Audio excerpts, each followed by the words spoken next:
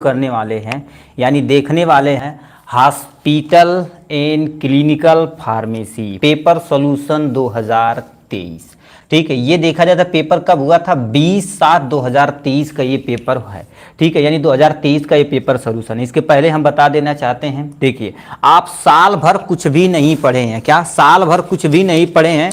केवल आप अच्छे तरीके से क्या क्या तैयार कर लिए। देखिए सबसे पहले 2023 का पेपर सॉल्यूशन अच्छे तरीके से, 2024 का पेपर सॉल्यूशन।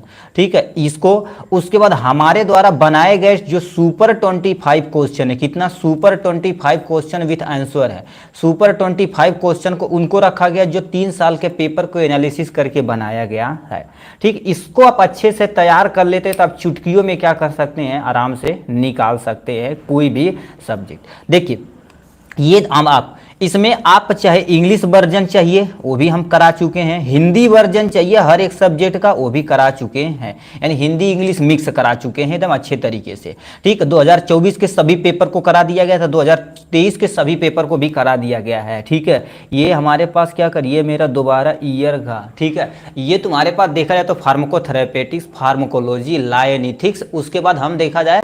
ठीक है, तो ये इसके हम हॉस्पिटल आज खत्म करने वाले, 2 सब्जेक्ट और बैठेगा, कम्युनिटी एंड बायोकेमिस्ट्री। 1 से लेकर 2 दिन के अंदर ये खत्म हो जाएगा। जो सुपर 25 की जो सीरीज चालू की जाएगी अधिकतर से अधिकतर 3 से 4 दिन के अंदर हम सब पूरा पीट देंगे। ठीक है, अब 1 नंबर वो 3 सब्जेक्ट का। ठीक है, ये तुम्हारे पास हो जाएगा अच्छे तरीके से। आप इससे एनालिसिस कर लीजिएगा तो आपके सामने एक नई एनर्जी के साथ, नई उत्साह के साथ हम शुरू करते हैं हॉस्पिटल एंड क्लिनिकल फार्मेसी। ठीक है, देखिए जो अंत तक जुड़े रहेंगे आशा करते हैं पूरी तरह से एकदम से सीख कर जाने वाले हैं। ठीक, तो ये आपके सामने पेपर है। अब देखिए hospital and clinical pharmacy code की बात की जाए तो तुम्हारे पास क्या होगा 26/010 दिया गया है, और नंबर की बात की जाए तो कितना है 80 नंबर का 3 घंटे के अंदर। ये सब अच्छे तरीके से आप जानते हैं। सीधे अपने मेन मुद्दे पे चलते हैं। Good evening. ठीक है सभी को। अब हम पार्ट ए पे आते हैं, यानी इसमें 3 पार्ट होते हैं, part A, part B, part C होता है। ठीक है, ये हिंदी वर्जन है, याद रखना हिंदी वर्जन है। इसे सुपर सुपर सुपर एकदम सटीक तरीके से ये लिखा गया पोर्शन है। ठीक है, कैसे लिखना जैसे हम बताएंगे उसी तरह से। देखिए हेडिंग वगैरह ऐसे आपको डालना पड़ेगा तो बड़ी शानदार लगेगा भाई। देखिए कॉपी में ऐसा लिखिए कि एकदम से लगे शानदार एकदम से। ठीक है, शानदार जब लगेगा, ठीक है, जब शानदार लगेगा तभी काम हो पाएगा। एग्जाम में हम कुछ लिखे हुए हैं। ठीक है, तो आपके सामने ये रहा हॉस्पिटल फार्मेसी। अब इसमें पहला क्वेश्चन क्या पूछ दिया, सबसे पहले देखते हैं। एनी आंसर 6, कोई 6 का पूरा डिटेल में आपको आंसर, लॉन्ग है तो आप आपको अच्छे तरीके से एक्सप्लेन करिएगा। ठीक है, अब देखिए बहुत सारे लोग कहते हैं सर पेज भर के आए। पेज नहीं, रिस्पॉन्सिबिलिटी होती है क्या आपकी कि जो कॉन्सेप्ट 1 पेज में कंप्लीट हो जाए और अच्छी बात है, 2 पेज में कॉन्सेप्ट क्लियर हो और अच्छी बात है। ठीक है, तो उसी तरह से आपको कॉन्सेप्ट वाइज, जैसे लाइन एथिक्स में अब तुम सोचो पेपर भरने के लिए लाइन एथिक्स में तो तू पेपर ऊपर न भर पाओगे, क्योंकि उसमें सटीक होता है, ये पॉइंट है, इतना पॉइंट है, उतना पॉइंट, उसमें तुम क्या बना पाओगे, ज्यादातर कुछ भी नहीं बना पाओगे। ठीक, इसलिए पेपर पे ज्यादा खींचने की कोशिश न करिए। ठीक है, यदि मान लेते लॉन्ग रहेगा तो कम से कम आपको 1 से लेकर 1.5-2 पेज तक लिखना रहता है। पहला question, give the requirement and professional responsibility of pharmacist in A hospital. कहने का मतलब एक हॉस्पिटल है तो फार्मेसी की क्या रिस्पॉन्सिबिलिटी होती है, क्या है रिक्वायरमेंट होती है, इसको पूरा डिटेल में बताना पड़ेगा। तो आपके सामने ये रहा प्यारा सा। पहले समझते हैं हॉस्पिटल फार्मेसी क्या होता है, उसके बाद उसमें जो फार्मासिस्ट काम करते हैं वो क्या कर देते हैं, इसको पूरा डिटेल में हमें एक्सप्लेन करना पड़ेगा।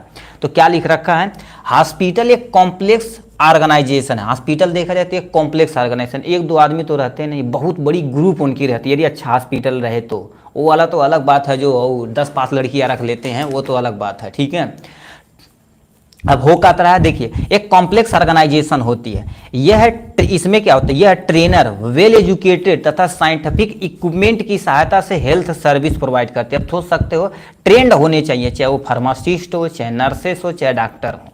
ठीक है, और वेल एजुकेटेड होना चाहिए, मतलब अच्छे से क्वालिफिकेशन होना चाहिए, उनके पास ट्रेनिंग सुविधाएं होनी चाहिए। और उस हॉस्पिटल में नए नए जो साइंटिफिक इक्विपमेंट होते हैं कि नहीं देसी तरीके से आप कर रहे हैं, ऐसा नहीं, उसे हम क्या बोलते हैं, जो हेल्थ सर्विस प्रोवाइड करते हैं उसे हम फार्मेसी यानी हॉस्पिटल फार्मेसी बोलते हैं।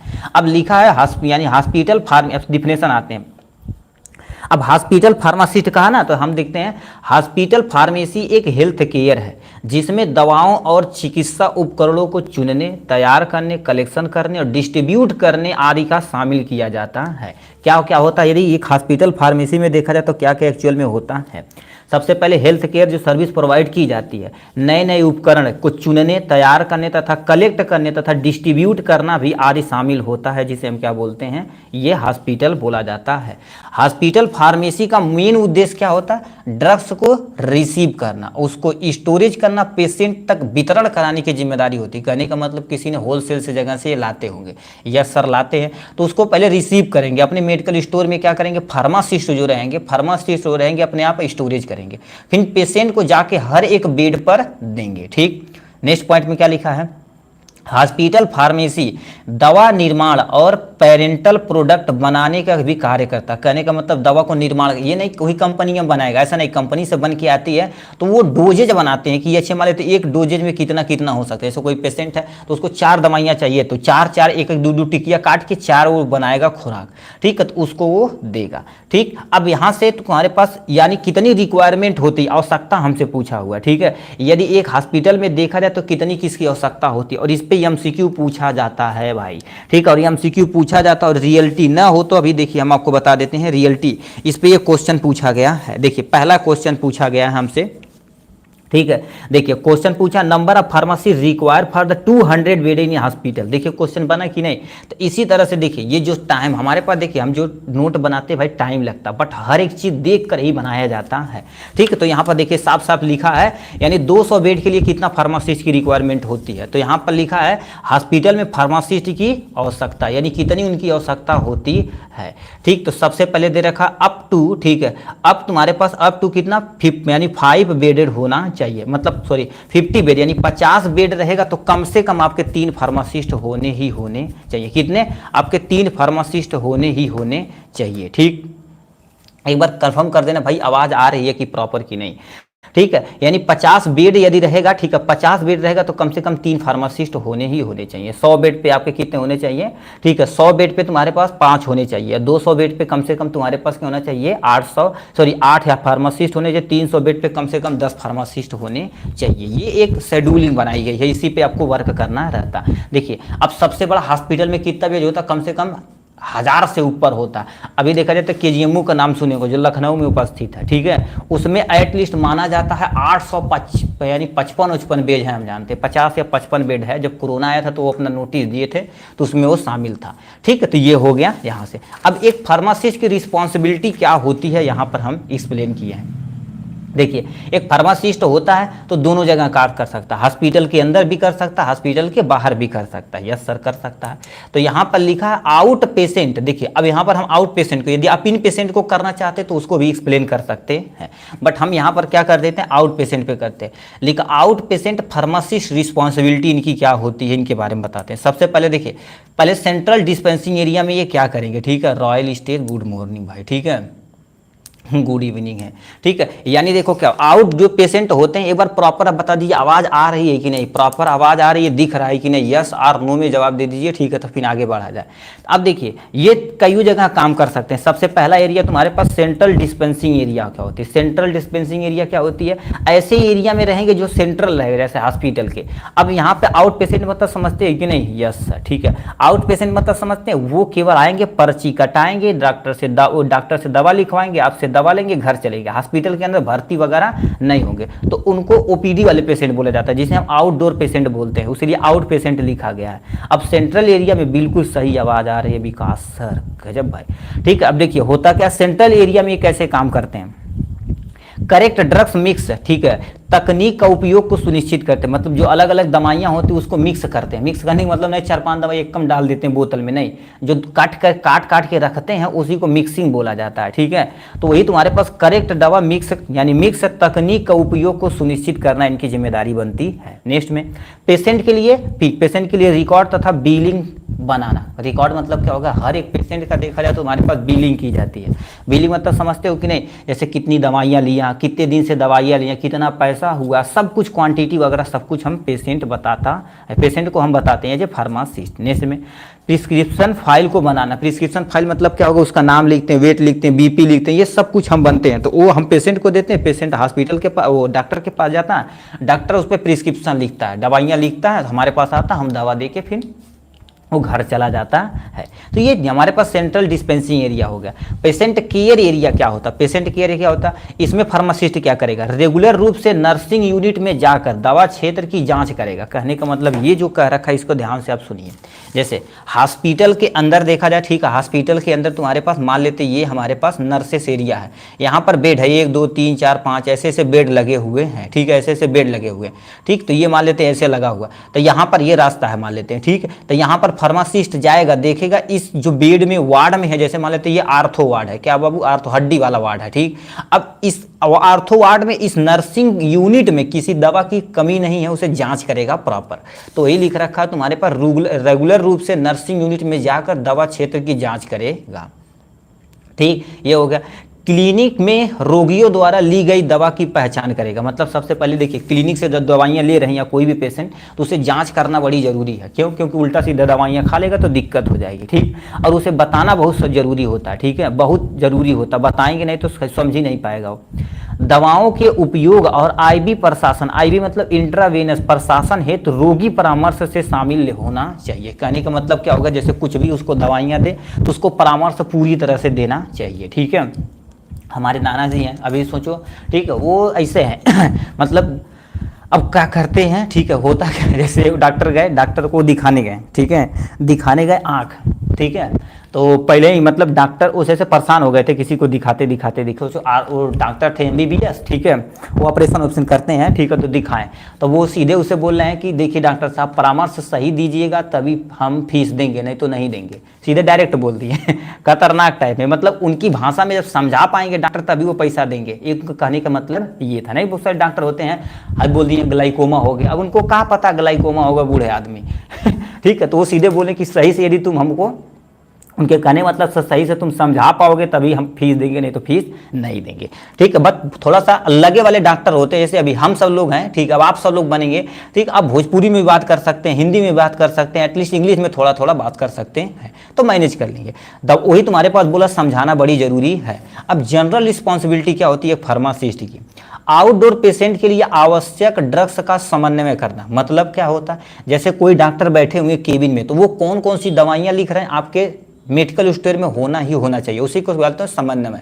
उसको व्यवस्था करना आपकी जिम्मेदारी बनती है, एक फार्मासिस्ट, ठीक। पहला यह सुनिश्चित करना कि सभी दवाओं का सही ढंग से प्रबंध हो रहा है कि नहीं। मतलब जो तुम्हारे पास प्रबंध मतलब जैसे वहाँ पर उपस्थित है कि नहीं, दवाइयाँ सही से प्रबंध हैं कि नहीं, इस कब को मेंटेन करना एक फार्मासिस्ट की जिम्मेदारी होती है। नेक्स्ट में कार्डियक पल्मोनरी इमरजेंसी स्थिति में भाग लेना। कार्डियक पल्मोनरी स्थिति में क्या होता है? क्योंकि कार्डियक भी एक इमरजेंसी टाइप में होता है। पल्मोनरी डिजीज मतलब समझते हो जो तुम्हारे पास फेफड़ा संबंधी रोग होता है। इमरजेंसी में स्थिति में भाग लेना, वहाँ पर जाके देखना, प्रॉपर जाँच करना, क्योंकि वहाँ पर दवाइयाँ घटेगी तो आदमी घट जाएगा भाई से, ठीक है, तो वो दिक्कत हो जाती है, ठीक है। तो वो सब मेंटेन करते हैं, ठीक। तो ये तुम्हारे पास था पहला क्वेश्चन का आंसर। क्या क्या देखे? सबसे पहले देखिए, मान लेते आ जाएगा फार्मासिस्ट की रिस्पॉन्सिबिलिटी क्या होती, तो थोड़ा सा फार्मासिस्ट के बारे में थोड़ा सा एक्सप्लेन कर देना। बेड पे कितनी आवश्यकता होती है, किसी एक को जगह तो हम एक्सप्लेन कर देना, चाहे इनडोर पेशेंट मारना चाहे आउटडोर। हमने आउटडोर मारा, आप आउटडोर मारिए, इनडोर में लिखना चाह रहे तो इनडोर भी कर सकते हैं, कोई टेंशन नहीं है ठीक। नेक्स्ट क्वेश्चन क्या दिया है बाबू? नेक्स्ट क्वेश्चन पे आते हैं, ठीक। नेक्स्ट क्वेश्चन क्या दे रखा, अब आते हैं यहाँ पर। कह दिया है, लिखा है describe in brief function in objective pharmacy therapeutic committee. अब फार्मेसी थेरेपेटिक कमेटी क्या होती है, इसको पूरा अच्छे से एक्सप्लेन करना पड़ेगा। मतलब सिंपल से एक कमेटी बैठाई जाती है जो ड्रग्स को थोड़ा सा मेंटेन करने का काम करती है, ठीक है। तो इसको हम एक्सप्लेन करना पड़ेगा। तो क्या लिख रखा है जी?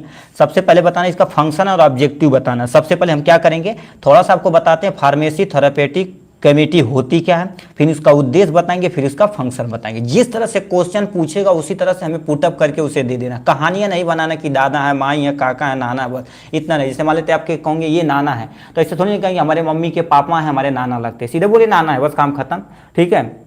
तो वही चीज़ है, घुमाना नहीं है भाई, ठीक है। तो यहाँ पर लिख रखा सिंपल सा, देखिए फार्मेसी थेरेपेटिक कमेटी क्या होती है, इसको आप अच्छे समझिए क्या हो रहा है।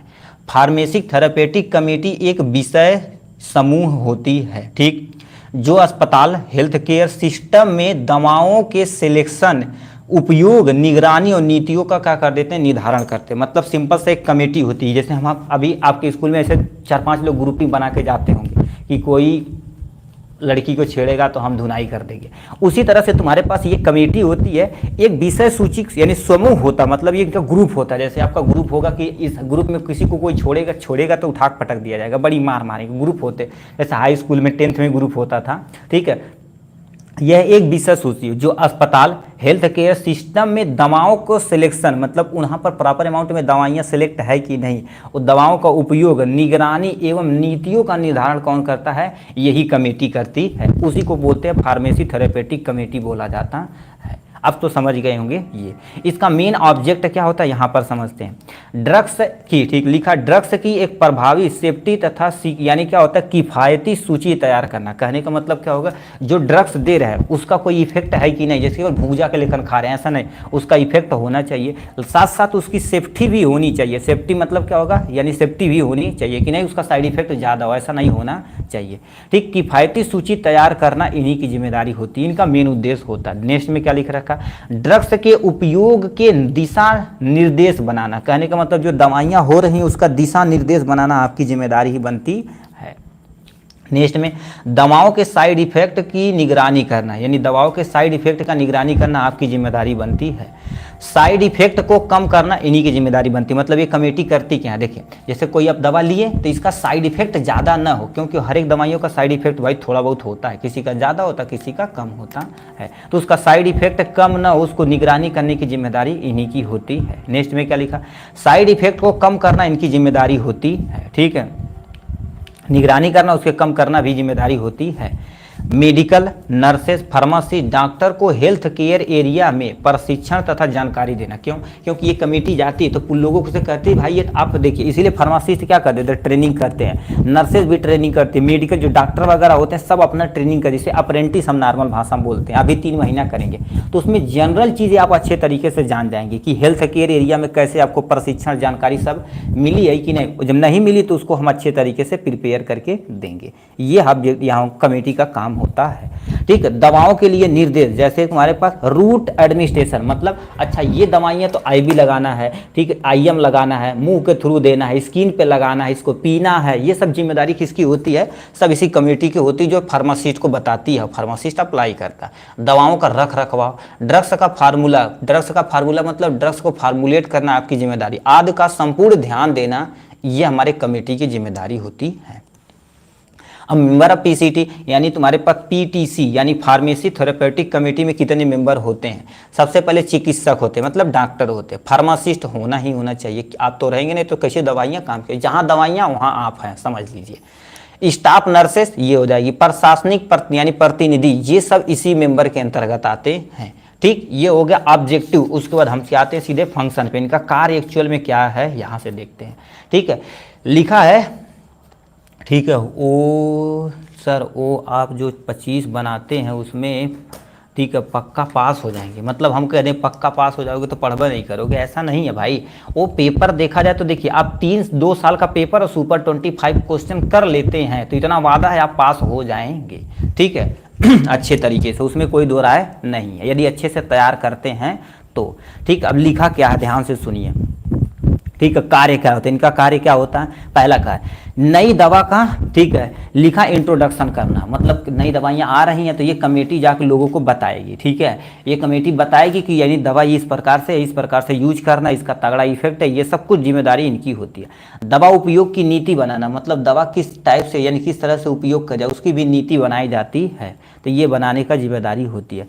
दवाओं की सुरक्षा, ठीक है, दवाओं की सुरक्षा और प्रभावशीलता की निगरानी करना इनका काम होता है, कि दवा को सुरक्षित रखना इनकी जिम्मेदारी होती है, ठीक है। दवा उपयोग की, ठीक है, ऑडिटिंग करना, मतलब दवा का उपयोग कैसे किया जाएगा सब कुछ उसे ऑडिटिंग किया जाएगी, स्क्रीनिंग किया जाएगा, इनकी जिम्मेदारी होती है। कार्य होता है, जिम्मेदारी का इनका कार्य ही होता है, ठीक। ड्यूटी भी बोल सकते हैं, पावर भी बोल सकते हैं।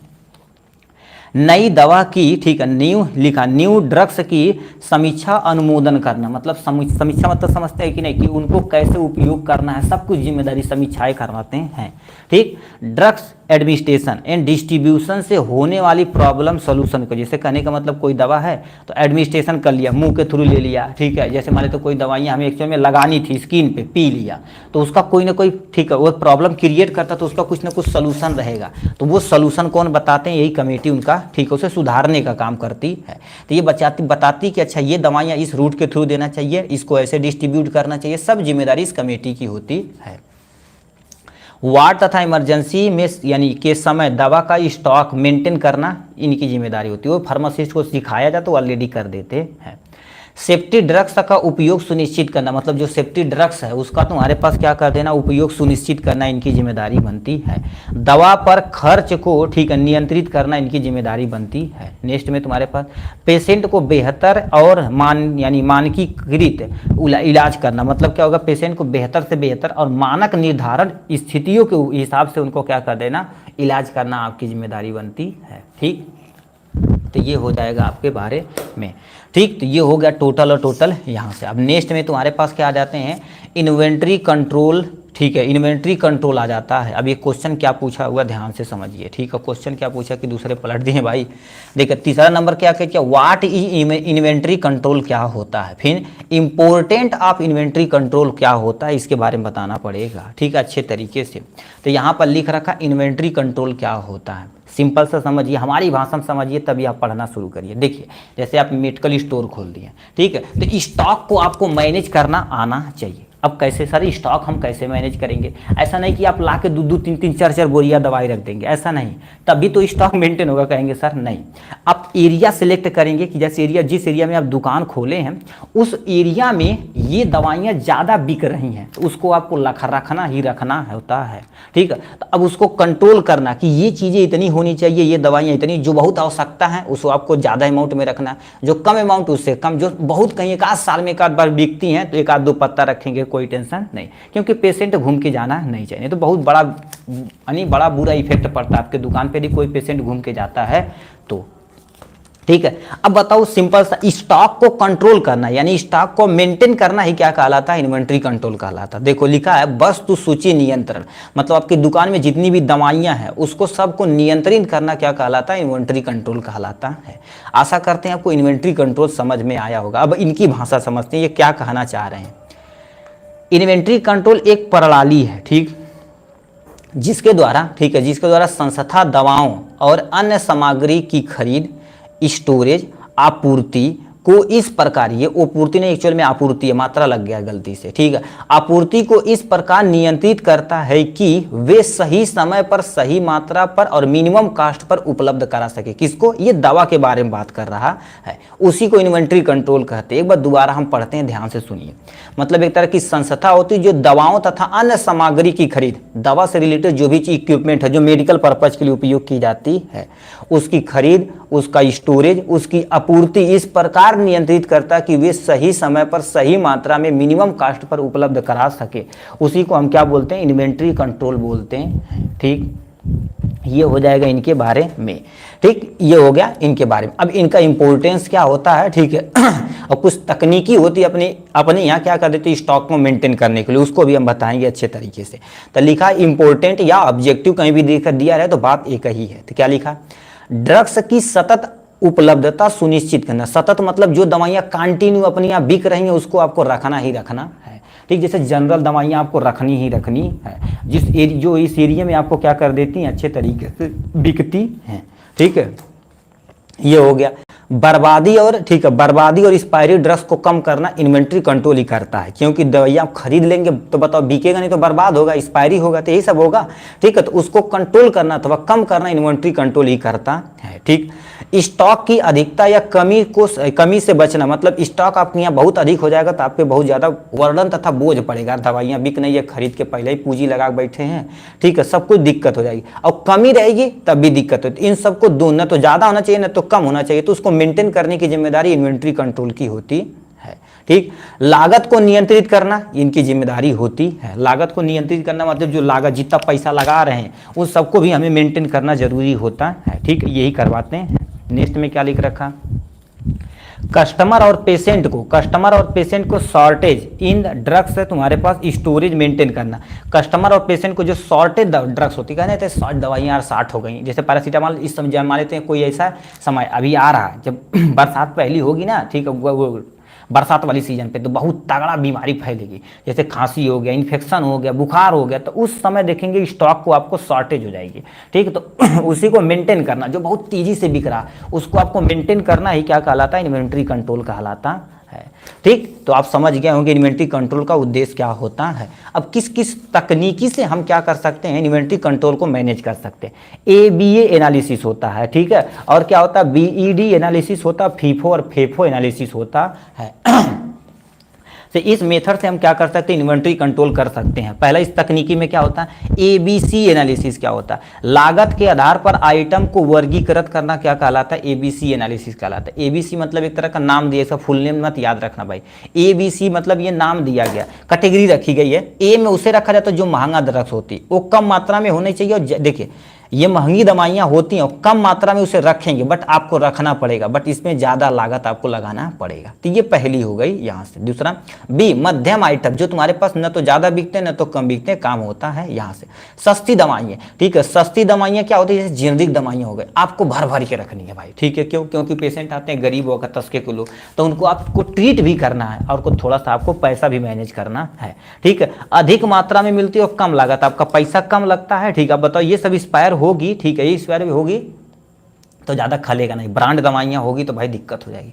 अभी मान लेते हैं तुम्हारे पास कोई जेनरिक दवाइयाँ SP मान लेते हैं आपके पास है, तो 110 या 112 रुपये MRP है, तो मिल रहा है आपको 10-15 रुपये में, तो एक पत्ता यदि एक्सपायर हो जाएगा तो 2 रुपया जाएगा। अब 0 डाल SP एक ब्रांड में चला जाएगा, तो बताओ तुम कम से कम उसमें 30-40% का जो मार्जिन मिलता है, मान लेते 30% का मिलता है, ठीक है, 30% का मिलता है, तो वो क्या भरने से चल जाएगा, 70-80 रुपये चल जाएगा, ठीक। तो उससे दिक्कत हो जाएगी। तो AB एनालिसिस के द्वारा हम क्या कर देते हैं, अपनी स्टॉक को मेंटेन करते हैं, ठीक है। इन्वॉल्यूंटरी एलआईसी कंट्रोल का मतलब क्या होगा, इन्वेंट्री मतलब तुम समझ लो स्टॉक को मेंटेन करना, बस इतना तुम समझ के लिखो। VD विश्लेषण क्या होता है, एनालिसिस, उपयोग के अनुसार क्या करना, अपन यहाँ दवाइयों को वर्गीकृत करना। तो V से तुम्हारे पास वाइटल, जो अति आवश्यक दवाइयाँ उसको रखना ही रखना है आपको है। जो अति आवश्यक दवाइयां हैं उसको क्या कर देना, आपको ज़्यादा अमाउंट में रखना, किसमें, ज़्यादा मात्रा में आपको रखना है, ठीक है, ज़्यादा मात्रा में रखना। जो जरूरी दवाइयां होती हैं उसको रखना है, ठीक है, यानी उसको तो रखना है बट कम मात्रा में रखना। क्या करना है, कम मात्रा में, इसके तुलना में तुम्हारे पास कम मात्रा में रखना। डिजायरेबल, जब तुम्हारे पास जो इच्छित दवाइयाँ होती, किसी की इच्छा की है तो लो, जैसे तुम्हारे पास क्या हो जाएगा, मेन फोर्स हो गया, कंडोम हो गया, ये सब देखो किसी का। अब ये थोड़ी ना कहेगा सर दर्द करता है चला कंडोम खरीद के मेन फोर्स खा लिया, ऐसा कोई थोड़ी ना बोलेगा, नहीं बोलता भाई, ठीक है। तो अब उसकी इच्छा होगी तब बोलेगा, बट ये थोड़ा सा कम मात्रा में होनी ही होनी चाहिए, ठीक है। ये आपका जैसे मेन फोर्स हो गया, तो ये सब देखा जाए तो आपके पास होनी ही होनी चाहिए, बट कम मात्रा में होनी ही होनी चाहिए। तो ये तुम्हारे पास 3 मेथड है। सबसे पहले V से तुम्हारे पास क्या होता है, वाइटल, जो अति आवश्यक दवाइयाँ आपके पास ज़्यादा अमाउंट में होनी ही होनी चाहिए, ठीक, जो प्रॉपर बिक रही हैं। इसेंशियल दवाइयाँ जो जरूरी होती हैं, ये देखा जाए तो ये भी ज़्यादा भी रख सकते हैं, कोई टेंशन नहीं है, ठीक है, ज़्यादा रख सकते हैं क्योंकि जरूरी दवाइयाँ हैं तो उसको आपको रखना ही रखना है। इच्छित दवाइयाँ, डिजायरेबल मतलब किसी का इच्छा किया तो आप रखेंगे, नहीं तो नहीं रखेंगे, ठीक है। जैसे बहुत सारे मेडिकल स्टोर पे नहीं मिलता है, ठीक है। अभी हम कंझावला में थे, ठीक है, अब तुम सोचो जब दिल्ली में थे वहाँ पर बहुत बड़ा एक मेडिकल स्टोर था, ठीक है। अब वहाँ हुआ क्या, ठीक है, साला जब हम जाते थे, जब दुकान शटर ओपन हुआ तो पहला जो तुम्हारे पास बिलिंग होती है कंडोम तथा मेनफोर्सक होती है। भाई खतरनाक। जब मैंने डॉक्टर वो आए, ठीक है, वो जब ओनर आते थे शाम को देखने की क्या स्टॉक में बिका हुआ, तो देखे साला पहले बिलिंग वही कटा हुआ है। कहीं यार क्या करते हो। अब खतरनाक टाइम में वो हरियाणी में जो लंबे लंबे धाकड़ रहते हैं, हम कहें यार खतरनाक हो यार सब लोग, ठीक, तो उसकी बिलिंग होती है, ठीक है। अब यहाँ से नेक्स्ट मेथड में क्या होता है, फीफो तथा फेफो मेथड आता है। इसका फुल नेम आप यदि कमेंट बॉक्स में लिखाएंगे तो ज़्यादा सूटेबल रहेगा, नहीं करेंगे तभी कोई टेंशन नहीं, इसको आप जानते हैं। फीफो से क्या होता है, इसको यदि लिखे जाएगा तो फर्स्ट, ठीक है, ये तुम्हारे पास क्या होता है, फर्स्ट इन होता है, और नेक्स्ट में तुम्हारे पास क्या होता है, फर्स्ट आउट होता है, यानी फर्स्ट इन फर्स्ट आउट होता है। ये दवाइयों की बात के मतलब आपके मेडिकल स्टोर में जो दवाइयाँ पहले आई हैं उसको पहले बेचना पड़ेगा, वही सेम टू सेम इस पे चलता है।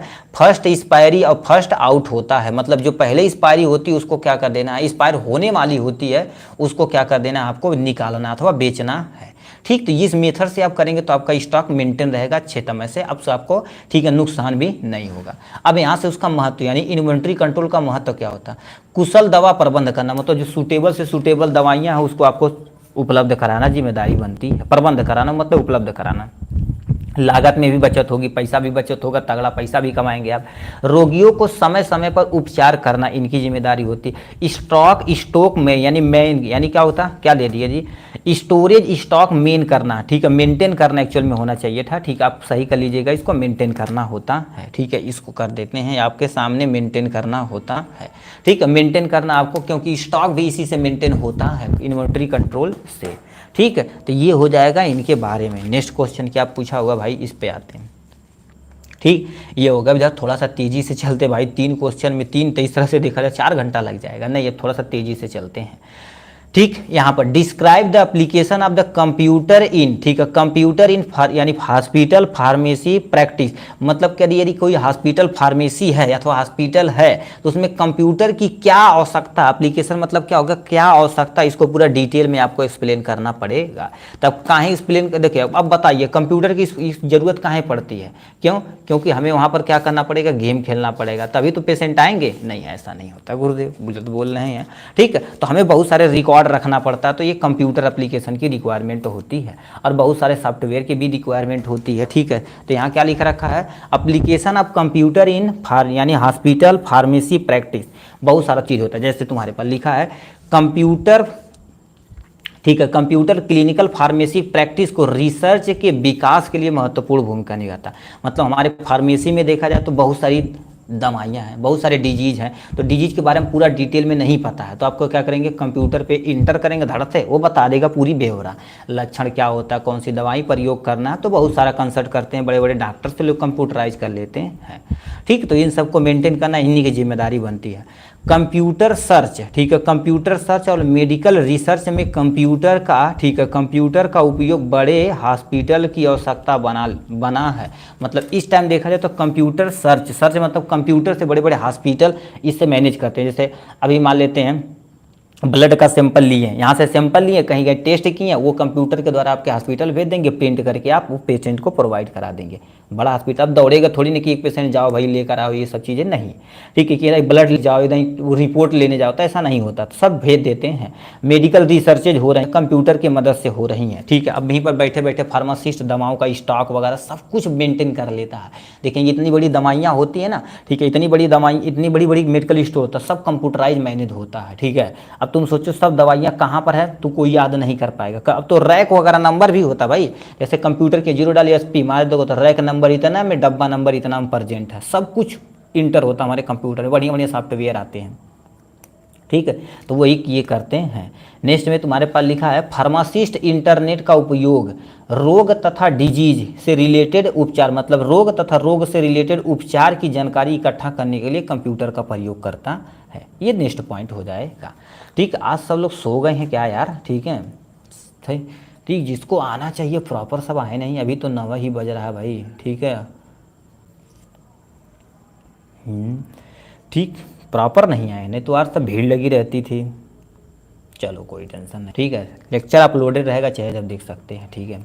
नेक्स्ट में तुम्हारे पास लिखा कंप्यूटर सिस्टम का उपयोग से पेज तथा पेपर वर्क कम हो रहा है। प्रेजेंट टाइम में देखा जाए तो पेपर वर्क कम हो रहा है, देखेंगे अब तो बड़ी बड़ी डिजिटल टीवियाँ आ रही हैं, ठीक, उसी पे सब कुछ कंप्यूटराइज होता है, उसी पे पढ़ा देते हैं और PDF आपके मोबाइल पर भेज देते हैं, आप भी उसी से पढ़ लेते हैं। मतलब पेपर ऊपर किताब उताब कॉपी का कोई काम नहीं है, ठीक है। मैनुअल रिकॉर्ड को कम करने की यानी, ठीक है, के उद्देश्य से किया था। मैनुअल रिकॉर्ड मतलब जो रजिस्टर होता है, रजिस्टर गायब हो गया तो जिस पेशेंट उधार लिया गया गायब होगा, कोई करके ना कुछ जानवा नहीं करता था तो दिक्कत हो जाएगी। तो उस सबको मेंटेन करने के लिए हम कंप्यूटर का रिकॉर्ड करते हैं, जब उसमें से उड़ जाता तो कहीं हिस्ट्री में जाके वो पड़ा रहता, उससे हम दोबारा रिकवर कर लेते हैं। नेक्स्ट में कंप्यूटर, ठीक है, कंप्यूटर उपयोग के कुछ समान तरीके। सबसे पहले मेडिकल एरर को कम करने के लिए हम क्या कर देते हैं, कंप्यूटर का उपयोग करते हैं। क्यों, क्योंकि देखा जाए तो हमारे, ठीक है, मेडिकल स्टोर में बहुत सारी दवाइयाँ होती हैं, थोड़ा आपको याद रखनी पड़ती है, ठीक है। अब मान लेते बहुत ज़्यादा रहेगी तो याद कैसे रख पाएंगे, तो उन सबको उस एरर को कम करने के लिए, ठीक है, हम कंप्यूटर का उपयोग करते हैं। तो लिखा है ड्रग्स उपचार, प्रिस्क्रिप्शन, इन्वेंट्री कंट्रोल को प्रबंधित करने के लिए कंप्यूटर का उपयोग किया जाता है, जिससे मेडिकल एरर कम हो जाता है। जिससे मेडिकल एरर क्या हो जाता है, कम हो जाता है कि कौन पेशेंट पैसा दिया, कितना अमाउंट में दवाई ले गया, सब कुछ कैसे तुम याद कर पाओगे, हजारों पेशेंट रहेंगे, सब कंप्यूटर रखता है, जो एरर को ना के बराबर करता है, थोड़ा कम करता है। ठीक है। नेक्स्ट में मेडिकल डिसीजन सपोर्ट, मतलब मेडिकल में कोई डिसीजन लेना है, ठीक है, जैसे कौन सी दवाइयाँ आपको नहीं समझ में आता, टूल्स कौन सा प्रयोग करना है, टूल्स का क्या नाम है, कैसे करना, सब कंप्यूटराइज होता है भाई। ठीक है। अब तो देखेंगे बड़ी बड़ी, ठीक, अभी देखेंगे ना, किसी को कहते हैं पथरी का ऑपरेशन करते हैं, लेजर विधि से हो जाती है, मतलब दर्द हो तो कुछ नहीं होता, तो कंप्यूटराइज होता है। ठीक है। उसे एक सिस्टम होता है चलाने वाला, उसी से वो करते हैं। तो लिखा ड्रग्स, ठीक है, यानी दवा उपचार से रिलेटेड क्लिनिकल को निर्णय लेने में सहायता के लिए कंप्यूटर बेसिक टूल का उपयोग किया जाता है। ठीक है, जो ये करते हैं। नेक्स्ट में इलेक्ट्रॉनिक मेडिकल रिकॉर्ड यही रखते हैं, जैसे तुम्हारे पास दवा हो गया, पेशेंट की पूरी रिकॉर्ड रखना, क्लिनिक की लैब का रिपोर्ट कलेक्शन करना, लंबे समय तक उसे रखना कंप्यूटर से माध्यम से ही पॉसिबल है। जैसे मान लेते हैं हम हैं, ठीक है, 1 महीना बाद किसी मेडिकल स्टोर पे गए, दवाइयाँ लिए, हमको भूल गए कि ये, फिर हम 1 महीना खाएं, पर्चा भूल गए, तो बोलेंगे हमारे नाम से भाई देख लो, इस महीने में ले गए थे, तो भन्न से तुम्हारा नाम डालेगा, उस महीने में जो जो तुम्हारे नाम का रहेगा बोलेगा ये और ये सिलेक्ट करके तुरंत फिर वो आपका पर्चा निकाल देगा और दवाइयाँ भी दे देगा with the help of computer. ठीक, कंप्यूटर करता है। बारकोड तकनीक का उपयोग करते हैं लोग, बारकोड तकनीकी का प्रयोग करते हैं। जैसे अभी मान लेते हैं तुम्हारे पास कोई ये प्रोडक्ट है, इस पे ऐसे करेगा टुई, तो ये क्या करेगा, इसका सारा इन्फॉर्मेशन उस कंप्यूटर में चला जाएगा कि कब दवाइयाँ बनी है, कब मैन्युफैक्चर है, कब एक्सपायर है, किस कंपनी का, सब कुछ भन्न से हो जाएगा। तो ये बारकोड मेथड से होता है। तो लिखा है इस विधि से ड्रग्स को स्कैन या तथा ट्रेस करना आसानी होता है। इससे, ठीक है, इसे manufacture date, expiry date, doses आदि को सुनिश्चित करना खत्म होता। अब बहुत सारी बड़ी बड़ी कंपनियां क्या करती है, उस पर एक्सपायरी, तुम्हारे पास कितने प्राइस है वो सब ना के बराबर लिखती हैं। ठीक है, डेट लिख दी, यदि तुम्हारे पास देखे, क्योंकि एक पत्ता छोटा सा, उस पर क्या पूरा इन्फॉर्मेशन तो नहीं लिख पाएंगे, डेट लिखते हैं, एड्रेस वगैरह, कंपोजिशन वगैरह लिख देते हैं। ठीक है, थोड़ा सा अपना सावधानी वधानी। अब उसमें और चीज़ लिखना तो उसमें स्कैनर दे देते, उस पर स्कैन करेंगे, पूरा ब्यौरा कि कहाँ कंपनी से बने, किस बैच नंबर का, सब कुछ वो दे देगा आराम से। तो बारकोड तकनीक से बहुत इस्तेमाल किया जाता है। ठीक, ड्रग्स इन्फॉर्मेशन डाटाबेस, मतलब ड्रग्स की इन्फॉर्मेशन की डाटाबेस रखना पड़ेगा कि ड्रग्स रिलेटेड कौन सा इशू है, इस ड्रग्स का साइड इफेक्ट क्या है, इस ड्रग्स में यानी केमिकल कंपोजिशन क्या है, मतलब ये दवा नहीं है तो इसका हम अल्टरनेट क्या दे सकते हैं, ये सब चीज़ के लिए कंप्यूटर का उपयोग किया जाता है। तो लिखा फार्मासिस्ट को न्यूनतम दवा की जानकारी प्राप्त होती है इसी के लिए। जैसे ड्रग्स यानी तुम्हारे पास डोजेज रिलेटेड इशू होता है। डोजेज रिलेटेड इशू क्या होता है एक्चुअल में देखा जाए, ठीक है, डोजेज रिलेटेड इशू जो तुम्हारे पास होता है, इसी से कहने का मतलब जैसे आपको डोजिंग नहीं पता है कि कितना होगा, कंप्यूटर में भरेगा, ठीक है, ये इतना वेट का यदि आदमी रहेगा तो इतना प्रयोग करना, इतना वेट का रहेगा तो इतना, सब कुछ तुरंत बता देता है। ठीक है, तो ड्रग्स रिलेटेड कुछ कर देता। साइड इफेक्ट, जैसे कोई दवाइयाँ होती, इसका एक्चुअल में साइड इफेक्ट क्या होता, कैसे कितना होता, सब कुछ ये बता देता है। अंतः प्रक्रिया हमारे शरीर के अंदर जाएगा तो मेटाबॉलिक प्रोसेस कैसे करेगा, कि यानी किस थ्रू, रूट के थ्रू देना है, सब इन्फॉर्मेशन। जैसे अभी कोई आपको यानी दवाइयाँ लिक्विड में है, आपको नहीं पता कि एक्चुअल में इसे पीना है कि शरीर के ऊपर लगाना है, ठीक, तो आप कंप्यूटर में डालेंगे तो बता देगा ओरल रूट के लेना है कि एक्सटर्नल तथा इंटरनली यूज करना है, तो वो सब चीज़ आराम से बता देगा। ठीक है, तो ये तुम्हारे पास क्या था, एप्लीकेशन आप computer in hospital pharmacy practice के बारे में। ठीक, नेक्स्ट क्वेश्चन की तरफ रुक करते हैं। ठीक, नेक्स्ट में क्या दिया हुआ है, ठीक है,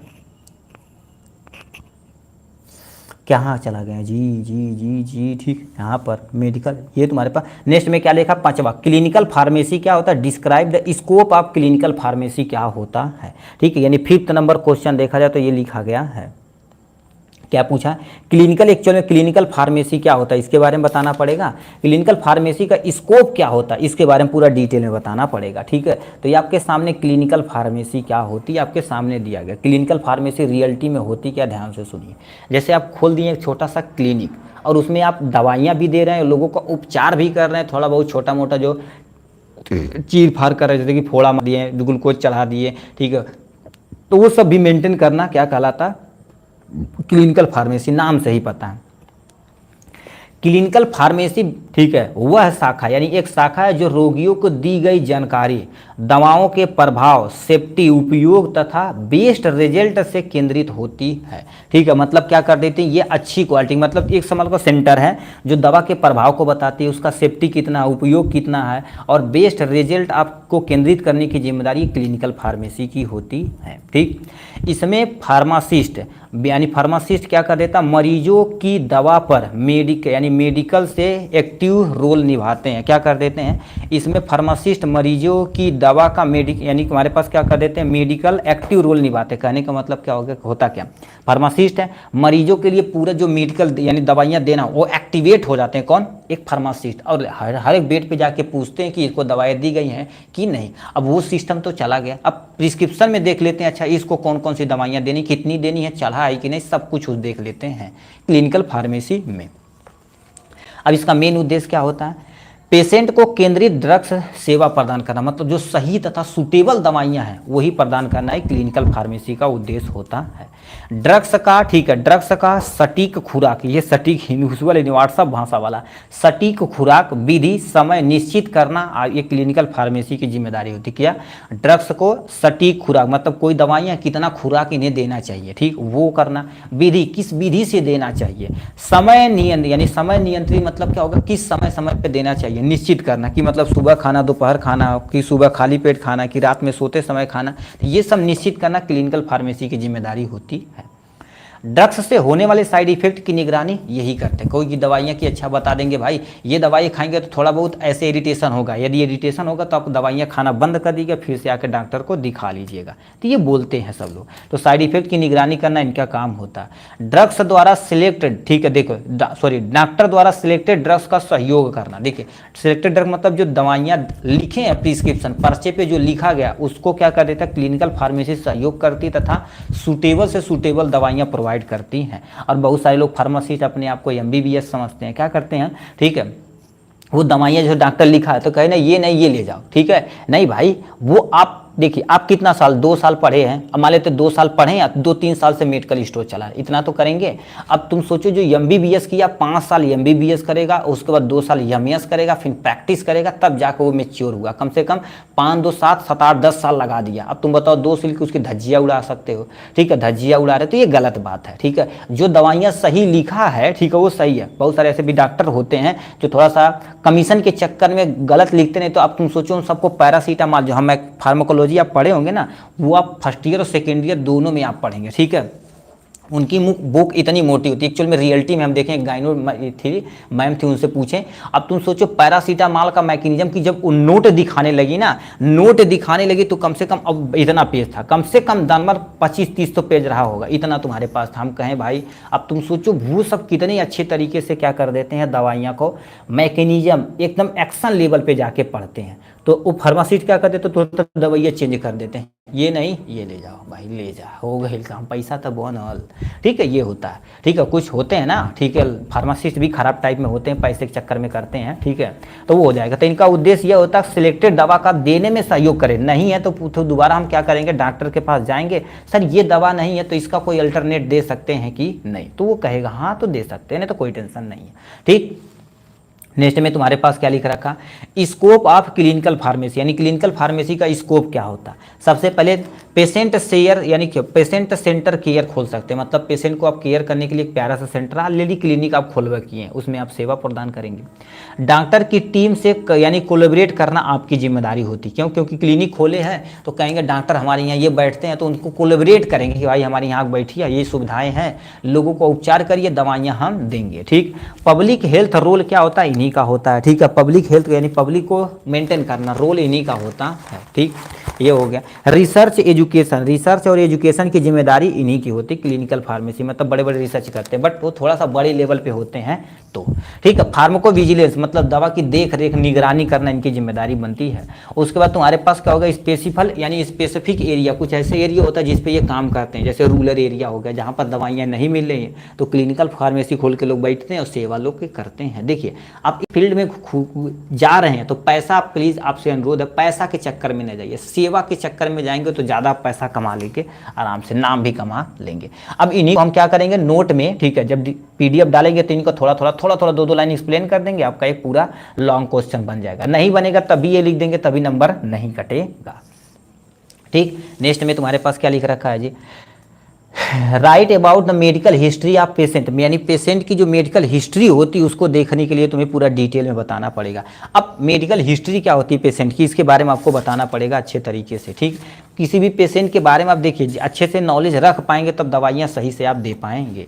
ठीक है, तो ये लिख रखा तुम्हारे पास मेडिकल हिस्ट्री। अब मेडिकल हिस्ट्री को साइड में अभी तुम रखो, हमारी भाषा समझिए, एक्चुअल में आसान से आसान भाषा में। जैसे कोई पेशेंट आया तो उससे पूरा डिटेल में पूछेंगे, भाई आप बीमार थे, कितने दिन से बीमार है, ये पूछेंगे।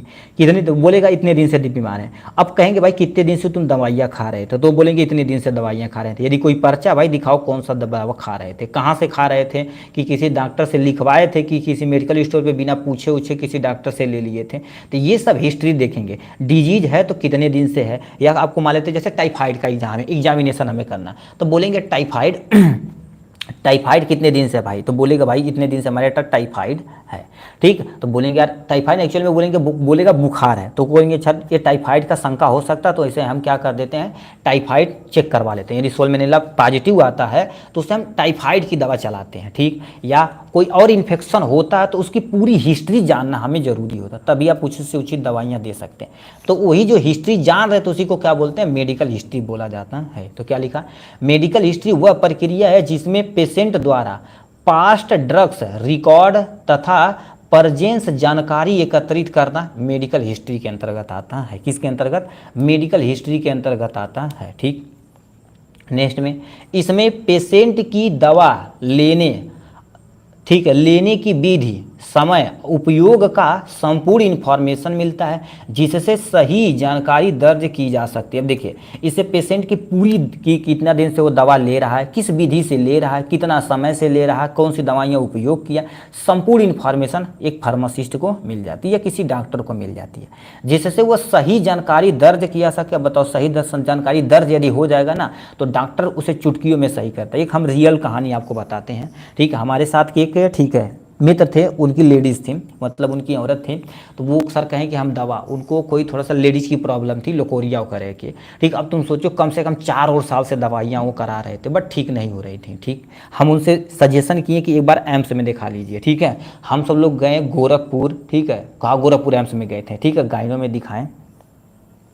ठीक है, ठीक है, तो ये तुम्हारे पास होता है क्या है। ठीक, अब वो जब आए, ठीक है, अब वो जब आए तो उसको क्या कर दिए, पूरा हम अच्छे तरीके से वो सब मेंटेन किए। ठीक है, अब वो सब अच्छे तरीके से एग्जामिन किया। अब हो क्या रहा था, देखिए हम कहें भाई, अब तुम सोचो गाइनों का जो तुम्हारे पास था इतना बड़ा रूम था, यहाँ पर मेन डॉक्टर यहाँ पर बैठे हुए हैं। ठीक है, और ये पेशेंट यहाँ पर आके खड़े रहते हैं, यहाँ पर ऐसे बड़ा सा टेबल था। ठीक है, यहाँ पर हम जाते 3 MBBS लेडीज और जेंट्स भी थे, और मेन डॉक्टर यहाँ गाइनों वाली बैठी थी। अब पेशेंट जाता था अपनी, यहाँ पर अपनी हिस्ट्री पूरा बताता था, कि पूरा हिस्ट्री बताता था, जिससे वो काम होता। हम लिखें, कहें भाई इतना कौन कहें लिखते हैं जी।